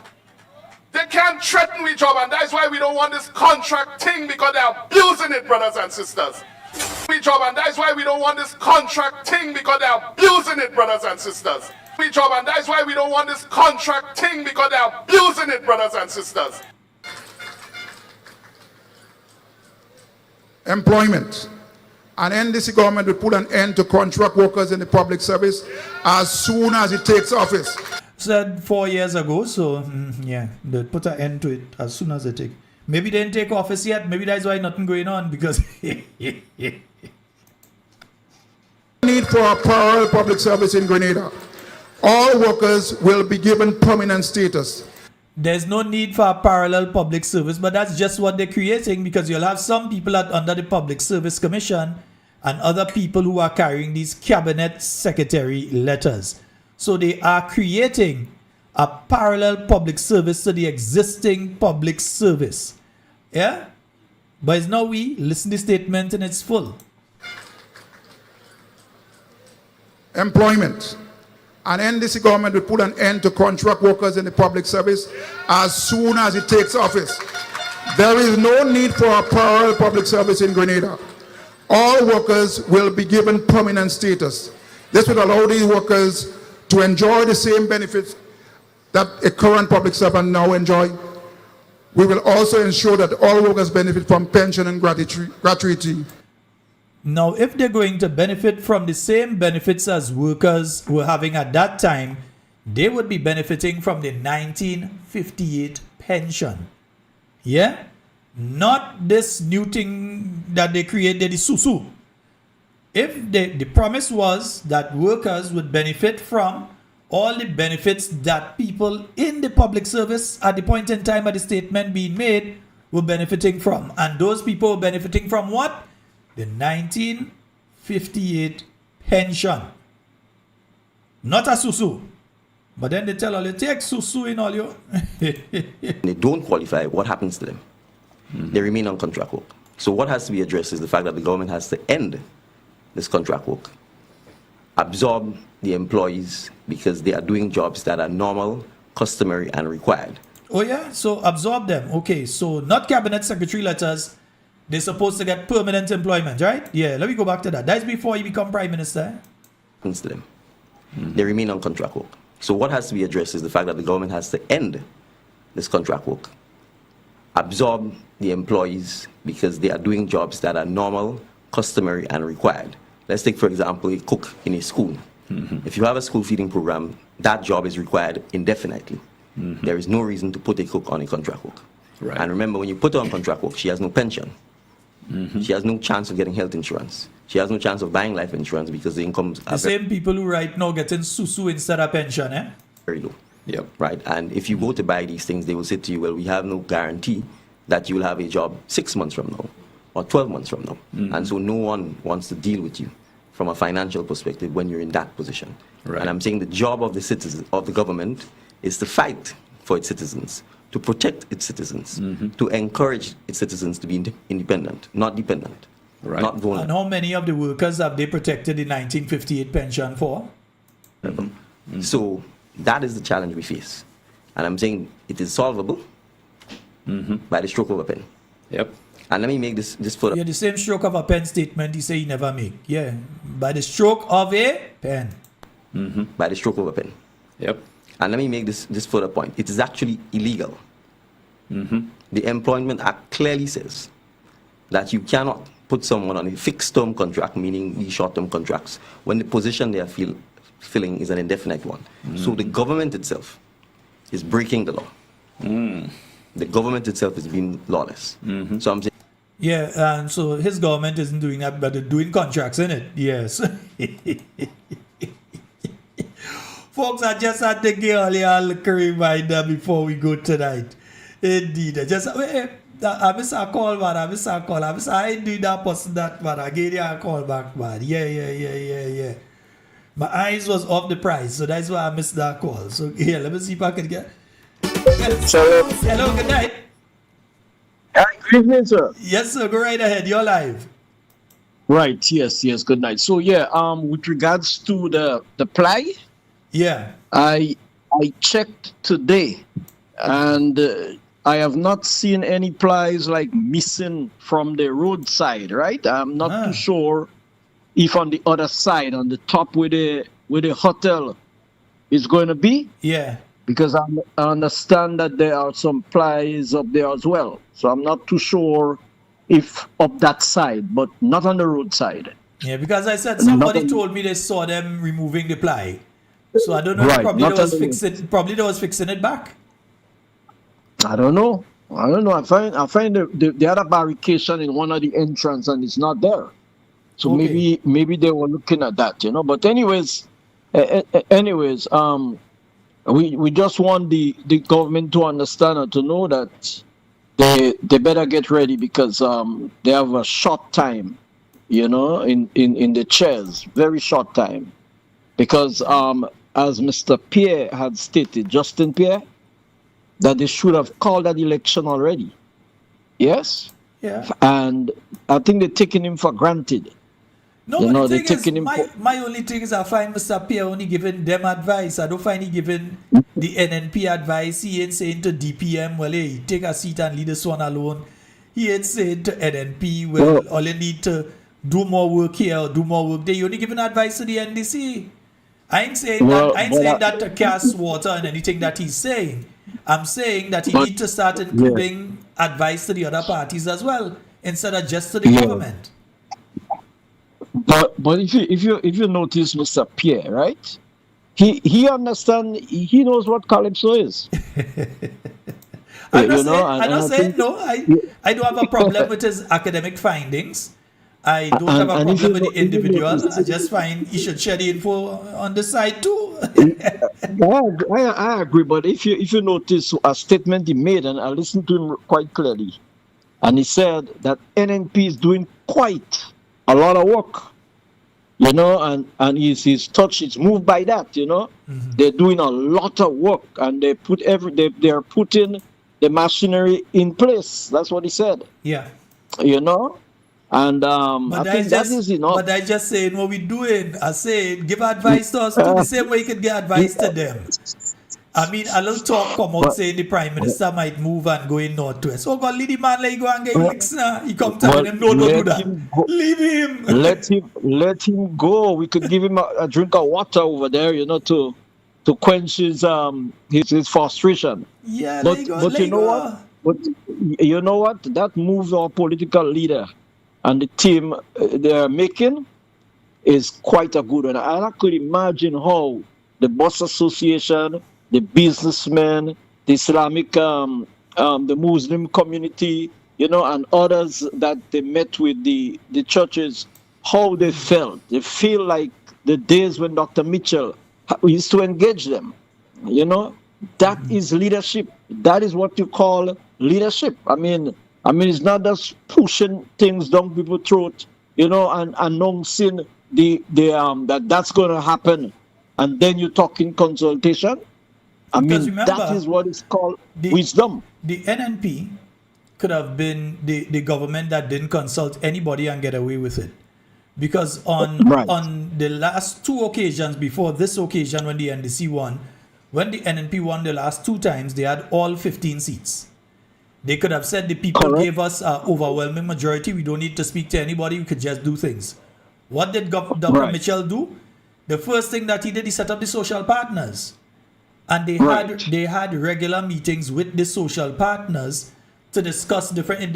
There were legislation that the social partners would see first before it go anywhere else. They would discuss it at the social partners level, and social partners may say, this one may say change that in it, that side may say change the other thing in it, change something in it, and so on. And they had an input. Under this administration, it had no social partners, no meeting with nobody, nothing else. but at least the NNP has taken Right. that same approach into opposition, and you definitely know it will continue when the NNP Right. forms the next government as well. Comes into office. Yes, sir. Yeah. One more thing. Do you think if I apply for a loan at the GDB, I would get it? Papa, you try your luck. Or a grant or something? You are a farmer. Try your luck. Yeah, well, I don't think they have anything for. But try it for farming or try it for the music school. Well, no, I don't think they are nothing for we so because they already gone over the limit, So I don't know, brother. Have a good night, man. I mean, let's get ready. Let's get ready to do our thing. Yes, indeed. Thank you so very much, my brother. Yes, I'm ready. Have a good one. Yes, indeed, folks. Yes, we speak with Pastor today. And you know what? I am considering. I am giving serious consideration to a Sunday program. I am giving serious consideration to it. But it's gonna take this. The normal during the week is already kind of draining in and between. It doesn't allow time for much else. But I am giving serious consideration to the Sunday program. You all could message me, let me know what you all think about it. To do a program on a Sunday as well, and what time would be a suitable time on a Sunday to do the program. I'm not too sure about Sunday nights. That one is a different one. So I am thinking about the Sunday program. We did do one once. It was, we got a lot of people onto that program. That was a wonderful program that we did last year. We did a Sunday program. So there is a consideration for that. Seeing that how we are missing a day in the week, each week now, that we're missing the Wednesdays when there's the NNP Connect. We do broadcast, but we miss the program itself. That we are looking at the possibility of a Sunday program. Even if I am not the host on the Sunday program, but having a Sunday program. Yeah, so we let you all know further what is going on with that. And you all could make your input. You all hit me up some dates, some times that you think would be suitable for a Sunday program. Let me consider it and roll it around, and also see if it might be something that instead of just me, it's myself and somebody else, or so that we do a joint thing on that particular day, so that we see what the week looks like and what has happened over the weekend and that sort of thing. All right, folks. So that's all the time we have for Talking Points tonight. It's been wonderful being here with you. In everything you say and do it safe and secure. I want to be speaking to and with you, and definitely not about you. Love each and every one of you. All of you that have reached out over the week, we want to say thank you. Those of you that have provided information, whichever way that you have assisted, we want to say thank you. Even those of you who just give kind words. Yeah, you meet me on the bus. You meet me on the bus terminal. I pass by Cammy, you bounce me up there. Wherever you meet me in town, in front of the mall, in the mall, on the road, wherever it is, you meet me all, and you all give me that encouragement. I want to say thank you so all very much for it. Father, down there in housing scheme, yeah, the Limes, Father, yeah, I want to say a special good night to you too, and Daddy, yeah, Ranks out there in Brooklyn, and so Alban and Claude and the whole crew, yeah, Patricia and Matthew, special good night to you out there in Canada. And of course, you know the lady herself, Cammy. I think she might be taking her rest tonight. Friday will be a tiring day for her. She probably take the medication and taking her rest is why we don't hear from her. So folks, as we say, we want to thank all of you for being on with us, and do enjoy the rest of your night tonight. We are out. We'll be back on Monday night, God's willing.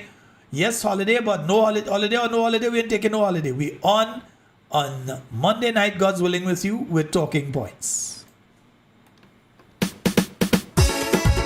Grenada is a paradise, and no economic condition can cause our demise.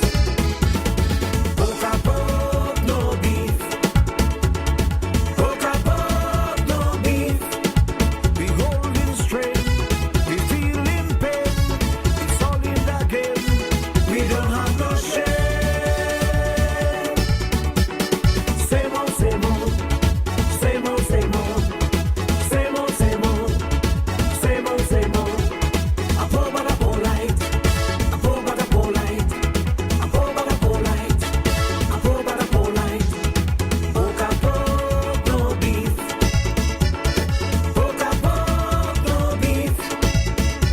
I can